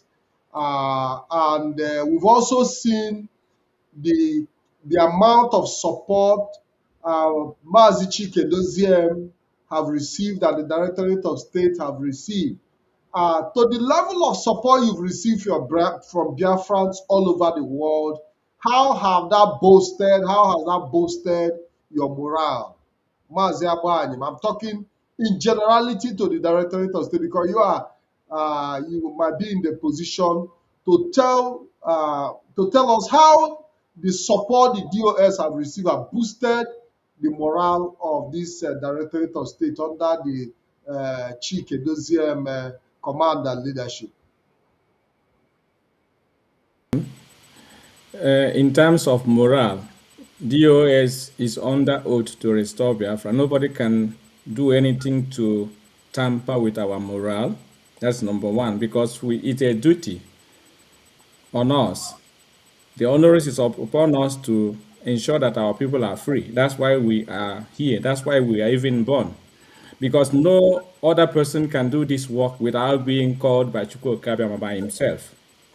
So whatever we are doing is under the direct influence of Chukwuka Abiyama by himself, because he is the one trying to oversee the day-to-day running of IPOB, not us. We are just a mere mortal who are doing the work.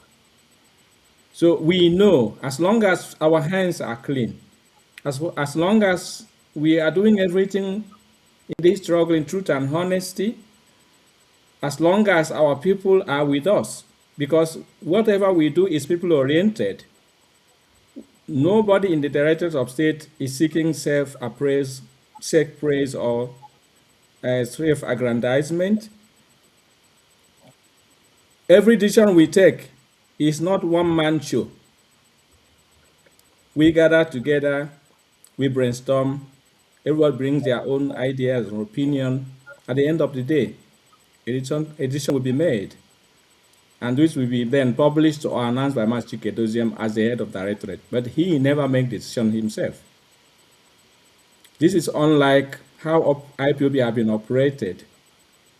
Now we can ensure progress because 2 heads are better than 1. And we have more than 15 heads, which is much, much, much better than 1. So the support that we're receiving from our people, it is a confirmation that we're still on the right track. Because we are also listening to them. As I am at the European rep, I receive a lot of calls, I receive a lot of suggestions and opinions from the people under my jurisdiction, which are very, very thoughtful, which are very, very helpful, which I often bring to the Directorate of State meeting. These are contributions coming from Europe, and most of the time they will be implemented because we don't know all. No one knows it all. So when we implement such a measure, it will be welcomed by those who are always listening to us, those who are always contributing their own quota to ensure that this movement is moving towards the direction that we all have taken oath to guide and achieve that set objective. So we are not here trying to, like I said previously, nobody is here trying to drag power or influence. That's why you don't see us mostly on social media. For you to drag power, you need to be showing your face every day. Martin Asamoah doesn't even show his face at all. So I can't see the reason why one will accuse him of trying to snatch the leadership from Martin Nnamdi Kanu. It doesn't happen. We don't have that interest. We are all looking forward to go back to Biafra land with our children and with our family. That's the only way we can ensure that we have success, because any success without successor is not a success. We have achieved a lot in Europe and America, wherever we are in the diaspora, but until that your success touch home, you have not succeeded. And success doesn't always meet itself in material acquisition, but also with children, because children are the future. If you are found wanting today, if you are no more today, who is going to take over from you? That's our culture. We are not Europeans, that wherever they go, they stay there. We have always a home to go back to, no matter wherever we travel. Go to Lagos. During Christmas time, it will be empty because Biafrans and Igbos are going home to celebrate. That's we. Come to Europe, come to America, they will go home to celebrate because we have ancestral homes. And that's where all of us are looking forward to go back to when Biafra is restored. We want peace in our land. If we don't have peace, there's no way we can take our children back to that geopolitical places. We are also looking forward to make sure that we can offer our children something that is in comparison to what they already have in the Western world. As we speak, Biafra land or Nigeria as a whole have nothing to offer. You can't offer 24 hours electricity. You can't offer pipe-borne water. You can't offer good road. You can't offer any good medical center where you can go and surely receive adequate treatment. What are we going to talk about? You can't even have 24 hours internet because the money they are asking you to pay is up to 1 month's salary in Nigeria. So how can you be sure that you can live there happily? If only you are the rich person in your area, then you have not done anything good because that richness, that wealth should be spread. If you are the only rich person, it will become the something like the system we have in the northern part of Nigeria, which is called the feudal system. When one man is the only rich person, the rest will be alamajiri, and you use them as his subjects to achieve whatever political or terrorist aim that he want to achieve. Those people are kept in darkness, without education, without exposure, and whenever you need them, you can command them to go and commit atrocity in your name because they don't know their left from the right. This is what we try to avoid in our land. We are democratic and we are also Republican in nature. That's the Biafran culture that we want to preserve. We don't want insecurity in our land. This is what is grooming at the moment. We have seen it coming. It had been done before. Our land have not recovered from the bloodshed of our own people. No single terrorist, Fulani invaders, was killed in Biafra land for the past 5 years. It was only Biafrans that they have killed, and they were boasting that they are doing woto woto, killing our own people.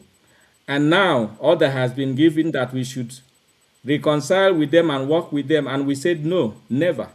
We will never work with anyone who has stained their hands with the blood of our people.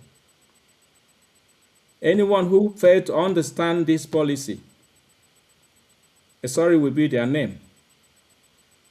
We can see what they cannot see. From the virtue of our positions, we can see a lot. We receive information from every angle, both from Aso Rock, both from military barracks. We know what is going on in Nigeria. And when Martinez and Woru come out to speak, he's speaking not only for himself, but for the DOS, which I already alluded to. So we know that our people are with us. Whatever we do is to make sure that our land is peaceful and our land will be free as soon as possible. Thank you, Martin. To take on Mazin Zurimike. Are you there, Mazin Zurimike? Yes. Mazin Zurimike, you laid a very clear insight on mismanagement of funds, and you also made a very concerned a position with the evidence at your disposal. To what extent was fund mismanagement and corruption? To what extent did it eat deep into the organization, and how did it cause impediment to the movement itself? Uh,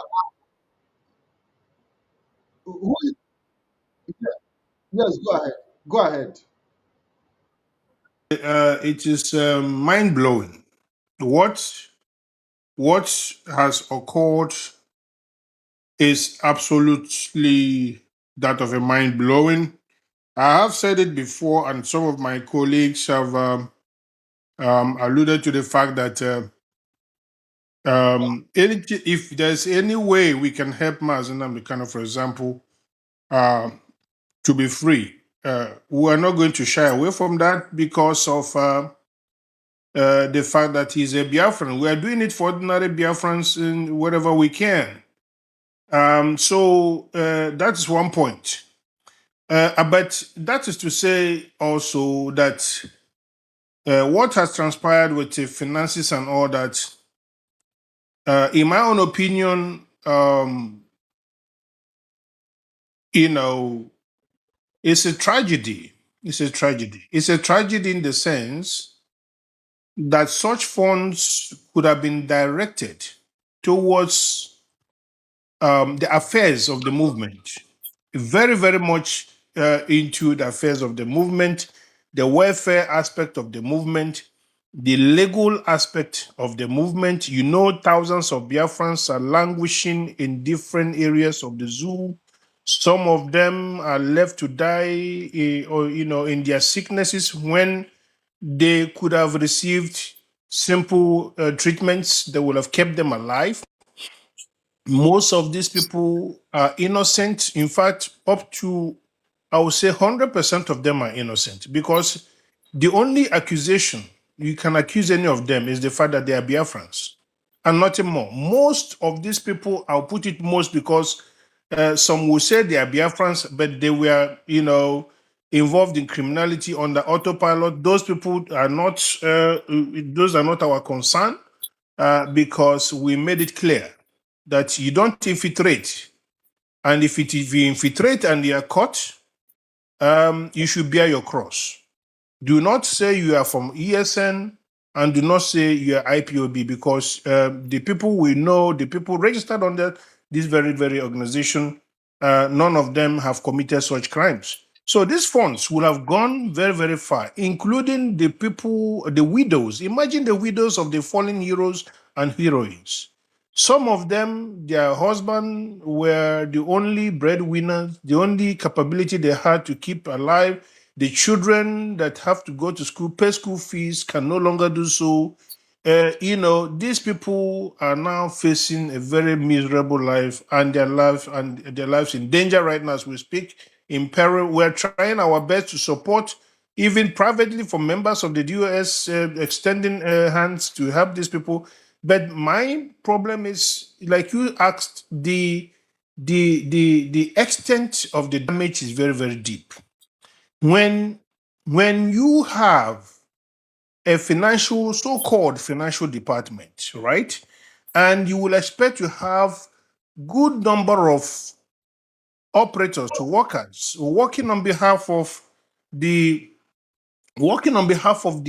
department, but you have only one person. And how does that work? I remember Mazi Obidi Obienu in the past asked that question in the DOS. He said, Mazi Nnamdi, can you please let this financial department be fixed? The way it looks like is not good for a movement of this magnitude. I will give it to him, Mazi Obidi Obienu. He's a very nice man. I have always cherished him. He was, when he was with us, I tell you, he was a good guy. I have nothing against him. The way he fell out without having patience was my only, I think, perturbance with that very process. I thought he would have exercised patience. Just like what is happening now. We're not going to throw our towel and run away. You run away and give it to who to do? The job is there for us to do. You're not going to run away from it. So I thought he would have sticked around. He was the one that usually would ask that question. Say, fix the finance department. It's not good that one person is the one to transact, the one to hold the card, the one to give who she wants to give. And by the way, the person lives on that same money.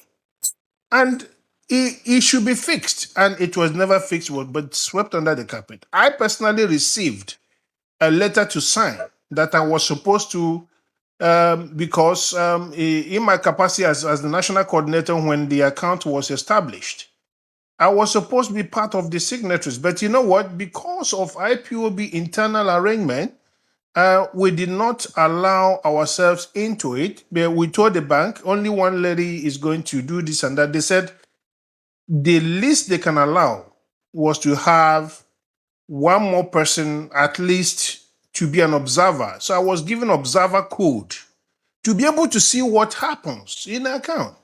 So I could see what goes on, right? But I cannot transact, I cannot move, I cannot do anything. Only the madam designated for it was the one doing all she was doing. Fine, that was because Mazi Nnamdi kind of wanted it like that for whatever reason, but we had to trust, we had to believe, we had to, all these things in the past. It has opened our eyes as we speak that such should not repeat itself.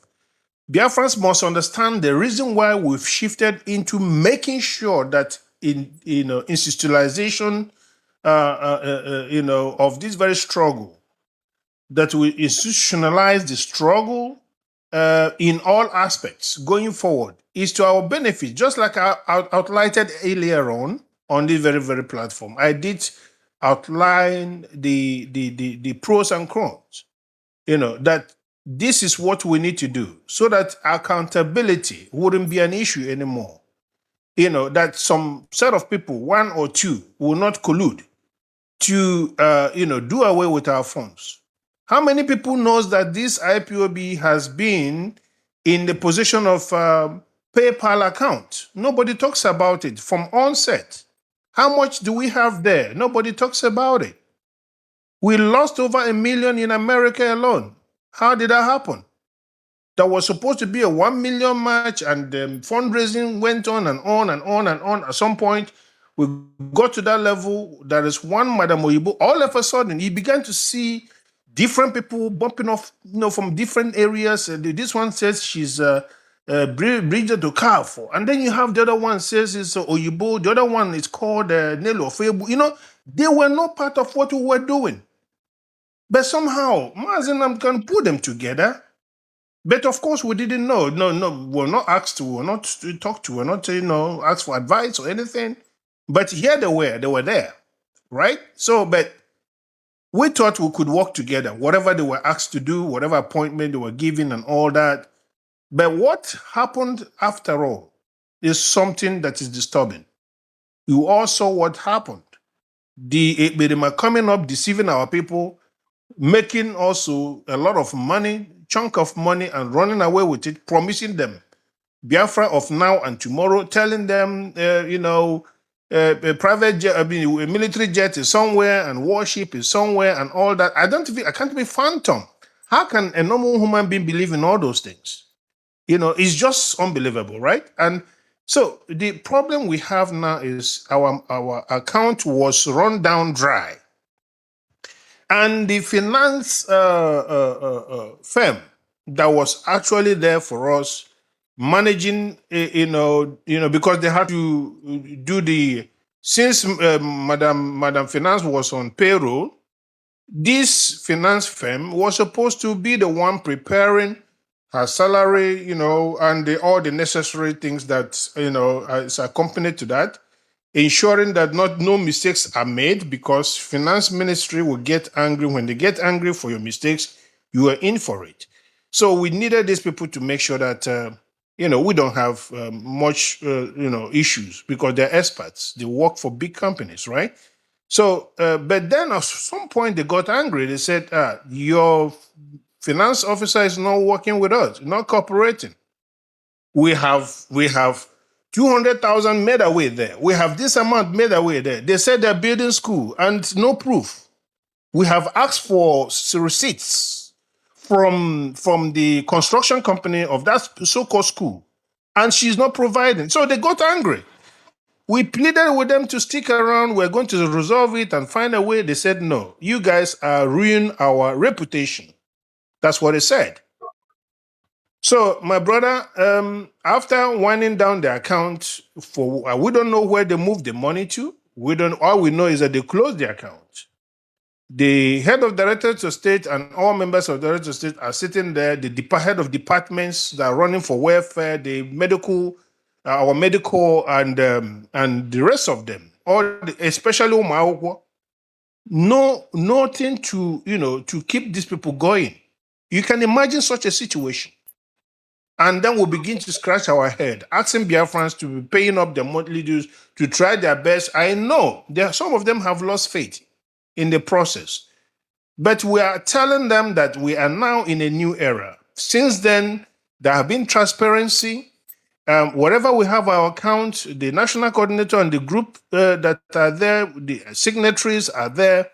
They copy us the monthly transactions and whatever it is.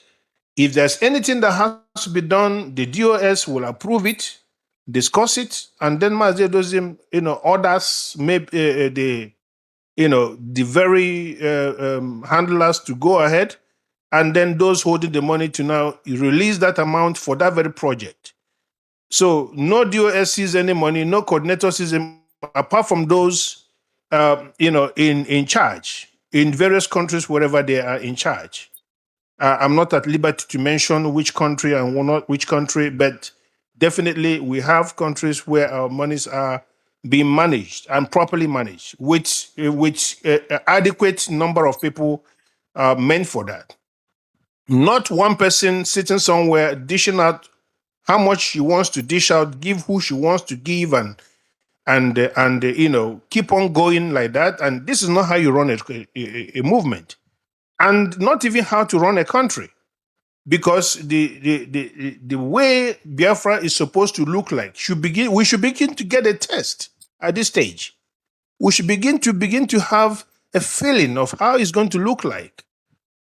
I mean, corruption should be the last thing that should be allowed. Corruption is the worst and should never be allowed, never be tolerated. One bit, one bit. Because you know what? It's not like Mazen Amkan was not taken care of. I mean, monthly something is made available. He has something, right? Which I'm not also unnecessarily going to mention. The family is taken care of, right? Because he was a leader, and we believe he was just only focused on doing this job. So we take care of him. We've been doing that all the time. He's been in Sokoto. The Directorate of State have been making funds available for his upkeep in Sokoto, right? Despite all this brouhaha, right? So we believe in scale of preference, right? Priority first, and then others follows. So if you ask me how deep, it really went. It went very brutal. That's what I put it to you. Very, very, very brutal. You have, more than 80% at the time.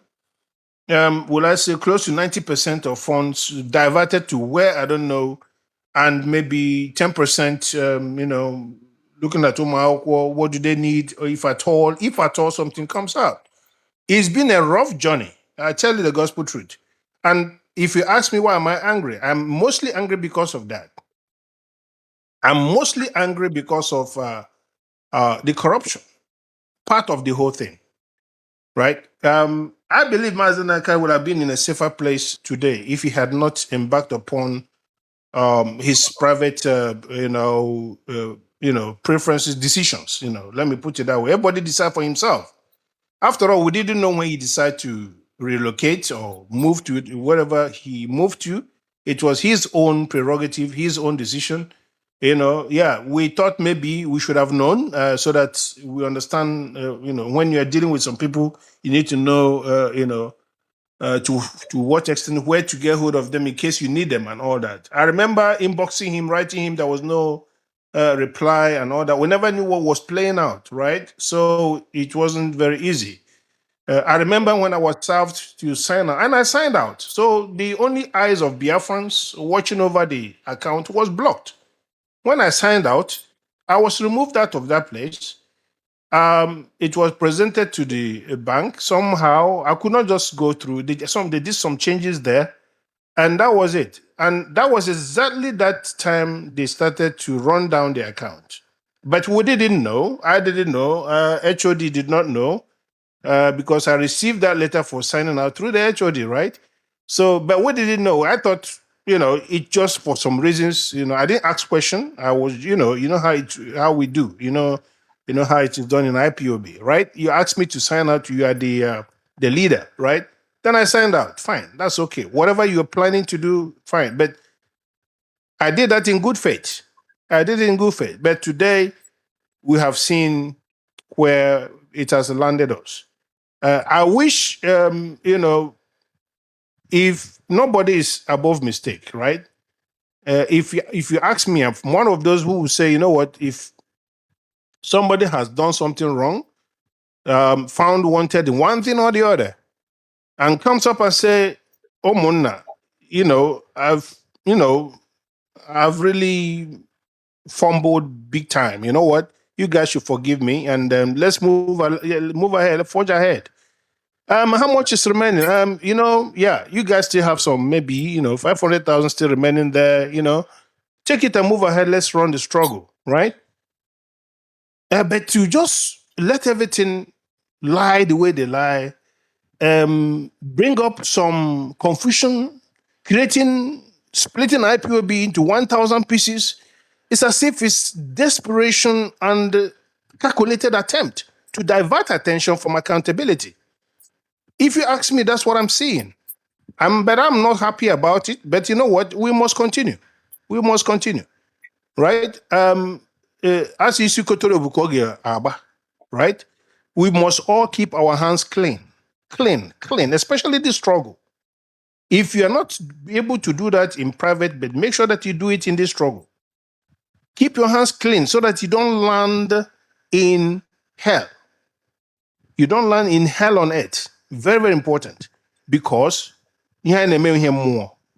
this movement is spiritual. I don't know how somebody will not be afraid of maybe, drifting to the side or not keeping upright. I don't know how possible is that.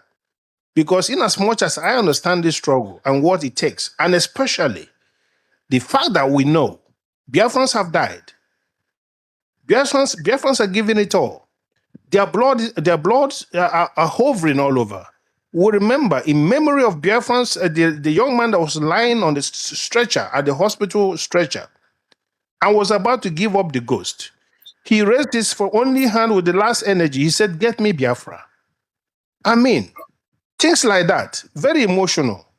And somehow you allow yourself into, unnecessary temptations. I don't know how that happens, but it has happened. We have to move on, right? But Biafrans are asking for their money, and I think those in position of Biafran money should make it available. I don't care about what do you call it, blackmail. People like to blackmail you when you come to say the truth. You tell them how it is. The next thing they go and do photoshopping and blackmail you, that and that. But who gives a toss? Who gives a toss? Say the truth at all times and live by the truth, especially in a struggle like this, because we are dealing with the spirit. Nobody should take it lightly. Very, very important, especially blood money. Don't get too close. It's better you go and suffer and suffer and suffer and reap what you have sown. Enjoy that money out of your suffering than a piece of blood money. You will regret it if you do so. Mazi, I don't know. Otherwise, if you have questions, I will answer. Otherwise, at the end of the day, I have one or two things to say, extra. Go ahead.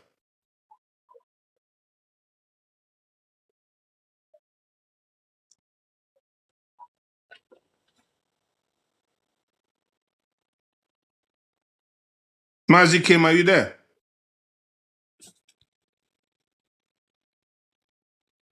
Can you hear me? Can you hear me?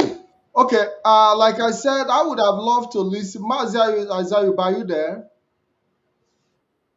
Yes, Mazi Ayuba, I want to throw this question to you. Then we'll go back to Mazi Zoom. He came before we round up this program.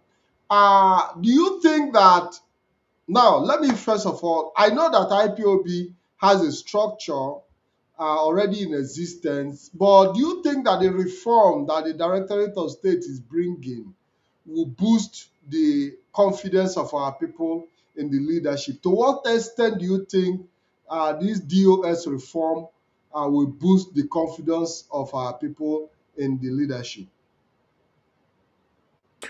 Well, thank you very much again. Thank you for having me back. Regarding the confidence reforming of IPOB, or as the case may be, the structuralization of IPOB movement, that is very, very important. It's gonna, for us, it is confidence already. Because as I said, this is almost 14 years in this struggle, 14 good years, since 2012 up until this very moment. We've been paying all our monthly dues without any questioning, contributing, make some travel for IPOB, which everything that we do or someone like me do, you can see it on my archives everywhere, So um this is something that that needed to be done for a very long time. We were doing all what we are doing in truth and honesty with trust. With trust. And I know a lot of people have asked questions. How can you guys be there all these years? And we didn't know that this thing is going on until this last period of time, since until 2021. And they said, well, the reason why we thought, we are doing what we are doing with trust and with oath we took, which I've said several times. If there's anyone that have violated the oath, is them, not us. Somebody like me have never violated the oath, not intending to violate it. But then, um,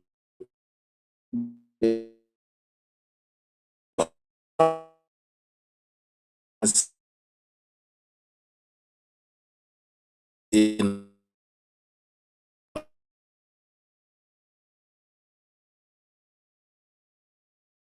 Is having difficulties with his uh, with his system. Okay, yes, go ahead. We can hear you better now. yes. All right. So I was saying that so these are this IPOB leadership. These men are credible, well respected men that are doing very well in their endeavors privately, so they gave all their youth age, someone that have been in this struggle for 12 to 14 years. If you look at 14 years back or 12 years back, you can see how young that person is and how much you have contributed in that struggle. So it's something that that we have expected a lot of things changes with the hope, but it didn't happen. So I'm just trying to be careful, choosing my words very, very, very wisely. We felt that we've been played, but it is what it is. We love our people. We sacrifice a lot of things for our people. We are more concerned about the well-being of our people to compare what we have lost right now. So there are people who have lost their life, So we don't want to have a movement or IPOB that, if any individual, that it will be centralized on one individual. Let me put it that way. With this, that mistake have happened and it's not going to happen again. So this restructuring of IPOB is very, very important. Mazi Chike, anybody can sit in his position. If something happens, anybody can sit in the position. If we are not here, somebody else, the children, our people will be, they will continue with the structure that is already there. So this IPOB would have collapsed if not there is a structure.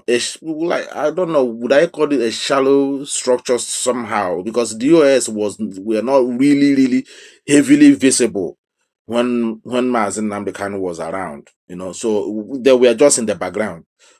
They became visible after Mazen Nnamdi Kanu was kidnapped. And then, Nigeria came to realize, oh, we didn't know that these people are there. We didn't know that he had this massive structure that can keep the movement going. Then they have to descend, launch this, unprecedented attack on the DOS, which you are seeing till today. They have not relent. 5 years down the road, they are still, attacking this structure. Now the enemy knows the importance of this structure, and we that are here as well, members of IPOB, genuine ones also know the importance of this structure. And this is what is keeping this movement alive today. If you destroy this DOS, that will take a nosedive. The movement will definitely take a nosedive. So rearranging it and restructuring it the way you're seeing it now to make sure that our people will be carried along, however money they contributed, both individual or group, both the one that happened in the secret, all will be accounted for. All this current US leadership will make sure that everything is accounted for, which, in IPOB, you ask questions. You can go to your zonal meeting, request that you want to speak to any member of the leadership of IPOB. They will grant it for you. They will make an appointment. So these are the things, the IPOB will not be run, or this movement will not be run like, a rogue state where monkeys and baboons will swallow money and there'll be no accountability for it. Money meant for the structure for project will be mishandled, and then there was nothing will be done about it. It's not. What we are setting now is the pace of how Biafra, the new Biafra, will look like, and everybody will partake. Everybody must have a take on this new Biafra. It will not be a government of nobody will dare talk to you. It will be a decentralization government that, in absence of any either president or prime minister, the institute in place will be running. I have said this before. There was a time this country has no government. The government was completely out because there was an institution, there was a structure around the government. Those structures around the government were carrying the country along until a new government was, or new head of state were appointed. So that is always, the kind of, structure you are seeing in IPOB, or the structuring you are seeing in IPOB now. So it's very, very important that our people know that this movement, this leadership meant well for them, and they're not going to disappoint them. What has happened has been a mistake, and it's a must, that the money or the fund or the finance that has been contributed, in the past, that every single penny of that, finance must be accounted for. Mazen Namde can come out tomorrow. He cannot escape it because I contributed heavily. I pay my monthly dues up until this very moment I'm talking to you.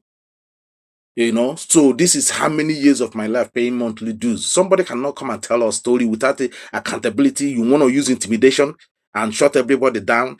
That is not the new Biafra we are talking about. And this is why this leadership is transparent, making sure that whatever statement they will come and issue to the public, they will go into the house and they make sure that they seek opinions of the people, and before they will come out and make it public.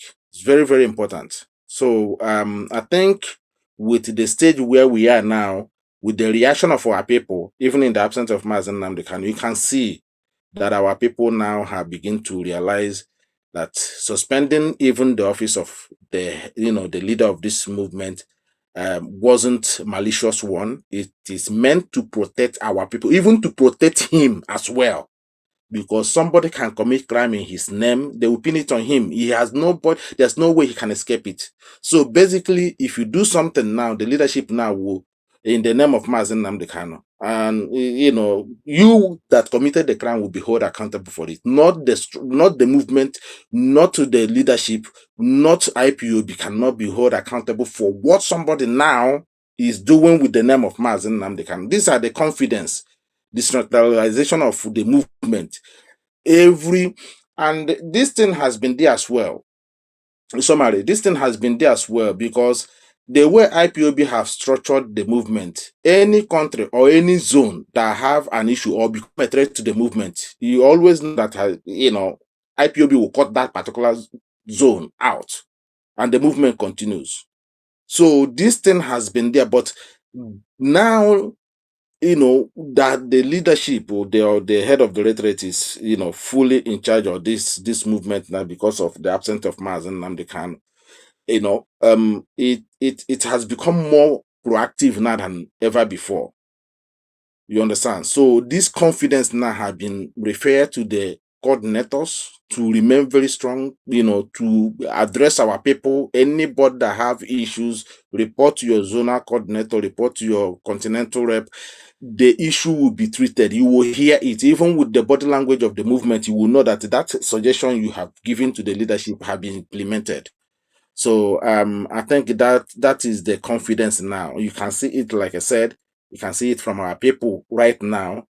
Despite all this attack, despite all this, Sokoto, Nigerian, US announcement in the recent days now, you can see that our people still know where they get their confidence from, not from those that they don't even know, that are not even part of the family in any way. It's crazy.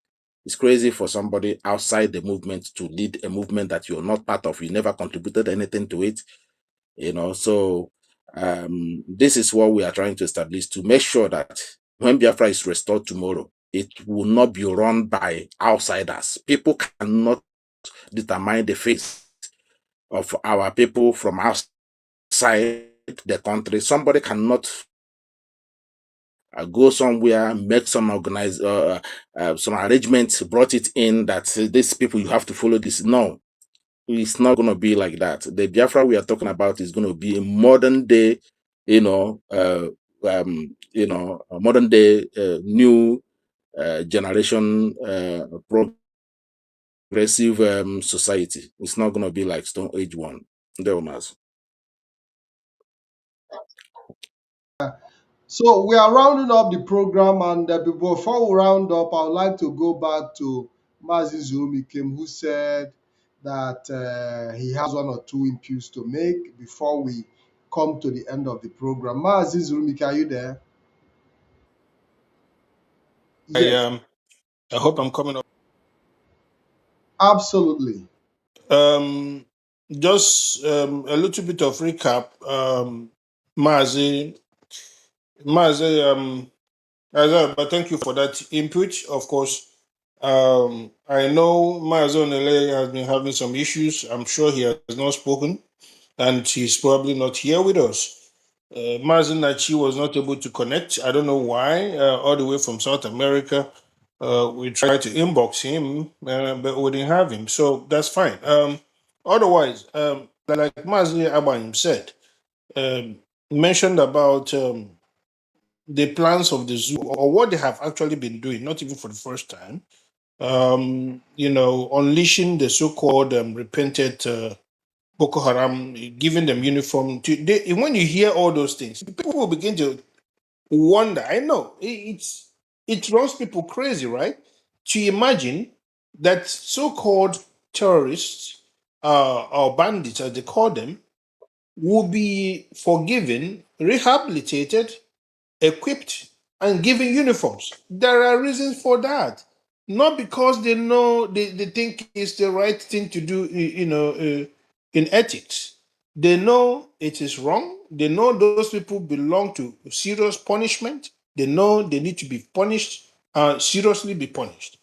There are reasons why we must draw the attention to Biafrans and Nigerians, if those of them who are called Nigerians can listen. Those people are on a mission. We must understand that the fight for jihad had begun, not today. It started quite long ago. It was going on, it only got some steaming and some momentum with the arrival of Buhari, the man that fought tooth and nail to come into power to set the goal and make the enable environment for the jihadists to strive. That was his goal, and he got it. The idea of rehabilitation of Boko Haram and Fulani terrorists is to unleash them on so-called Nigerians, right? You see, some of them are wearing their dirty clothes, rags and all that. That's fine. Those are different. Then you have those of them in uniform. Why is it that it's always those of them who are sent to, you know, watch over communities and prevent the terrorists from descending on them? Why is it that they are the ones to pull away And then as soon as they pull away, within 30 minutes, the real terrorists have arrived to now unleash havoc on communities. It's because those of them in uniform are part of them. They are the repented ones, the so-called repented ones. We know they're not repented, but they are being used to look official. They have, when you saw Python Dance 1 and 2 and 3, you saw that most of our youths that were innocent, some of them were not even IPOB members. Some of them were secondary school students. Some of them were going about their businesses. You saw they were picked at random on the streets and into their Helios van, and they killed all of them. The idea is kill Igbos, just kill anybody you see. And the people doing these killings are so-called Fulani terrorists in uniform.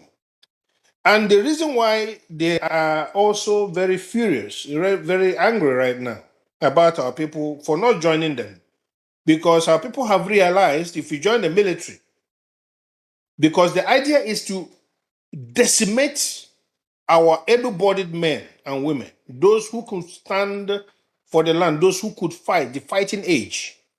They want to decimate them so they can quickly run us over. That is why, if they have any reason, like that's why we're angry about this Sokoto DOS, in conjunction with this BLA, to go and now begin to unleash terror on the ground. That will now prompt the military to step in again. So that's why we're looking at it as something the zoo is plotting. The zoo is plotting this thing from Sokoto so that once they begin to operate again, because since they don't hear unknown government this and that in Biafran land, all of them are not happy. They want that unknown government issue to continue so that they will continue also to be killing the innocent men and women. And that is why this. Did you remember a whole military general who said once on air, in fact, on television interview, that they were able to neutralize Gento Yahoo and the rest of them? They said they killed them, and all of a sudden they resurrected from nowhere, right? So you begin to wonder, a military officer comes on air to say they apprehended these people, they neutralized them and all that. All of a sudden, that's not the case. It tells you volumes. It tells you they are the ones doing this job. It tells you that what you see coming out of Sokoto is not from Nnamdi Kanu. It is from the zoo, either using whoever they have there. How Mazi Nnamdi Kanu now, whether he's involved or not, I don't know about that, but I know if they are saying this report are coming from Sokoto, when you say it's coming from Sokoto, it's coming from Nnamdi Kanu, who is the leader, right? So if he's the one putting them together, maybe thinking something good can come out of it. Imagine people together, and both criminals and non-criminals to come together. Maybe he thinks it's something good, but we at the leadership, we think it's not good. We think it's not good because we want to get this Biafra with clean hands. We also know that our land is sacred. We know our land is holy. We don't want to involve criminality in our land. We don't want to spill the blood one bit of our people. We know that if that is done as a sacrilege, it will lead to Biafra not coming, or even difficult for Biafra to come. That is why everybody must understand what is happening. They are trying to cause havoc because Fulani want to move in very, very speedily, but they cannot. They are wondering how many of this fighting age are still remaining. That is why they want to lure them into the military, because once they come into the military, they push them into a particular battalion, and that battalion will be sent into Zambezi. And in that Zambezi, on their way to that place, they will ambush all of them. Nigerian military will not tell you that they killed maybe 5,000. They won't give you the numbers. But they are gone. And they will continue to decimate and reduce our fighting numbers. That is what is going on. So now, if they see that our people are not coming in, joining the military, what they do is to release those of them from Boko Haram, call them repentant, and give them uniform once again. They're doing it in the open. They're not hiding it. They bring them back into the military. How can you have terrorists that have killed generals, that have killed military officers, And you still want to tell us that somehow they have repented to an extent that the best thing you can do is to wear them the uniform of those they killed. Does that make sense to anybody? No. The idea is for them to come and kill those of us in Biafra land. That is the idea. Those are the people they are adding into the military back, not to come and do any good job in the military. They are going to use they know who they added, they know which battalion they attached them, which infantry division. They are going to put their eyes there and pick them up and count them and say, you know what, you, tomorrow your commander is taking you to on a mission. And they will tell them anything that moves, kill. We saw one video in the past. They said it. They said in that video, in their language, they said anything that moves. This is not 1967 to 1970. This is just recently, some couple of years under Buhari's regime. And they were saying in that video, while they were unleashing havoc on villages and communities, they said anything that moves, shoot. And you saw this Fulani, so-called repentant Fulani, marauding elements, shooting like they're in a war. And at the end of the day, come to that community, houses have been burnt, razed down, and numerous people slaughtered, and there are no more. And that is why we are being careful here. People must understand where the DOS is coming from. We attach importance in the safety of our people. Safety first. And we must give our enemies the impression that we are not weak. No matter how they dissect and divide, give impression that somehow the struggle is divided and some people are on their way, the other side and the other side. It doesn't really matter. This DOS has what it takes. And we are telling those that are concerned, whether they are from Sahel, whether they are from Sudan, whether they are those Fulanis within the zoo territory, and the government as well, that our land must be defended. It must be defended at all cost. And we saw, for no reason, they descended on us several times. They give it's either they call it Egweke or they call it whatever, so many names. Operation upon operation and operation, all aimed at reducing our numbers. So, Maz, that was to give a support to what Mazaban just said. That was to that. It's good for our people to know what is playing out. Very, very important. Jihad is ongoing. Islamization is ongoing, picking up speed and momentum. And we must be very, very careful. In some communities in Biafra land, some people are calling themselves Igbo Muslim. We are saying we don't have anything that such. I know we have spent a lot of time criticizing Christianity and all that nonsense. And I think that should not continue. We should face what is much more dangerous to our people. We have to criticize the religion that brings havoc and killing and ending up lives, causing, wreckage, in our land. We are not going to allow that Almajiri mentality of killing everybody in the name of religion. We're not going to allow it to happen in our land. We are going to say when Biafra comes under sanity, under rule of law, you choose to be Islam, fine. That is your own cup of tea. Then there'll be laws guiding and protecting everybody so that you not take your own law and impose it on another person and call it Sharia. That is when Biafra comes. But for now, nobody should tolerate anybody calling himself Igbo Muslim. Please, nobody. Our enemies are working with them. They are the ones playing informant now.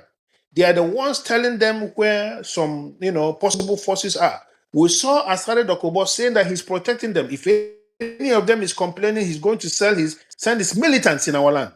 Can you imagine that? Our own Igbo brothers will say, Allahu Akbar, I have this problem, and so on and so forth.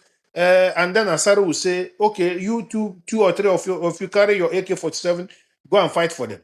This is what is playing out. He has said it on air that he's responsible for their safety. Can you imagine that? This is how far we have gone. This is what is happening. So do not see any of those people calling themselves Igbo Muslims and don't see them as people you can ignore. They could be the time bomb. They could be the time bomb within your vicinity. We need to be very, very careful. We cannot absorb that foreign culture, that foreign evil religion. We cannot absorb that or tolerate or be in rosy bed with that type of so-called evil religion that only fights for its own God. We in Igbo land or in Biafra land, our God fights for us, not we fighting for our God. So it is dangerous for you to have somebody saying he's fighting for his God. That is dangerous because he's going to do everything he has to do to please his God. And if that means slaughtering children, slaughtering pregnant women, no matter what it is, destroying everything, they are going to do it. They are going to do it. That's how dangerous these people are. We have to warn our women. Those of you who feel that you are desperate and that you're not having a husband on time, and therefore, for whatever reason, you allow yourself into the hands of Fulanis, into the hands of this Islamic Satan. Be aware about what you are doing. You are not only destroying yourself, you are going to destroy your future generation. You are going to deliver children into the hands of these men, and they'll become Islamized. And you are setting a pace for a future destruction of your own people. Sorry. So we are warning our women. Those of them because of lack of resources to take care of themselves, because of hardship and all that, and they fall for these men and accommodate them in our land. That should stop if they are doing that. For those we've had a report in the past that some people were doing that, and in fact, even some governors were supporting it and encouraging it and funding it. And we're saying that should stop. That should stop. So, Mazi,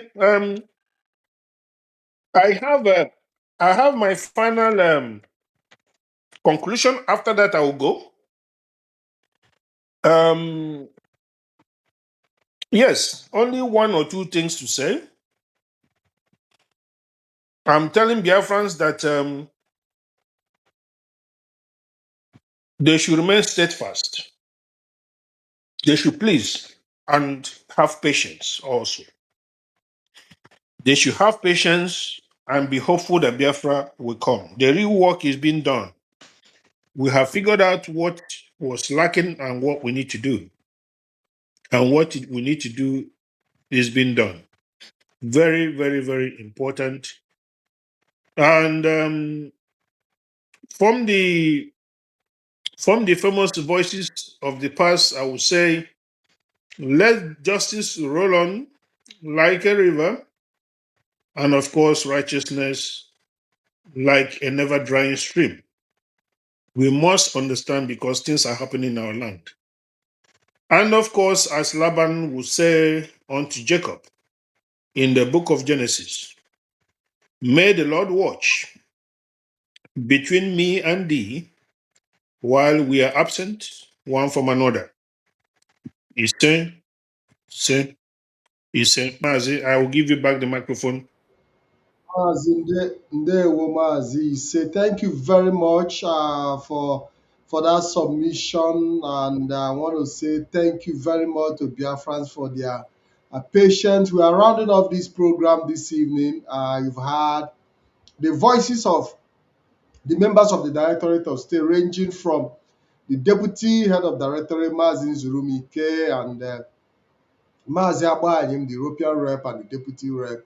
Unfortunately, we couldn't take other members due to technical issues, but I believe that in the future they will be coming to talk to Biafrans. We want to say thank you. We've monitored the stream, and the stream is so massive. People from all over the world, thousands and thousands from different platforms, and it's quite interesting to see how interested the Biafrans are in listening to their leadership, and it is quite encouraging as well. And I also want to encourage Biafrans to keep giving this leadership, this DOS, their support, because they also need your support to be able to serve you better. This is BTV Europe coming to you live from Veneto, Italy. I'm transmitting today, and it's my pleasure to be here. And as we round up, I want to say have a blissful week ahead. And until I see you again, I remain Mazi Ikem Patrick Dike. Have a wonderful Sunday and God bless you all.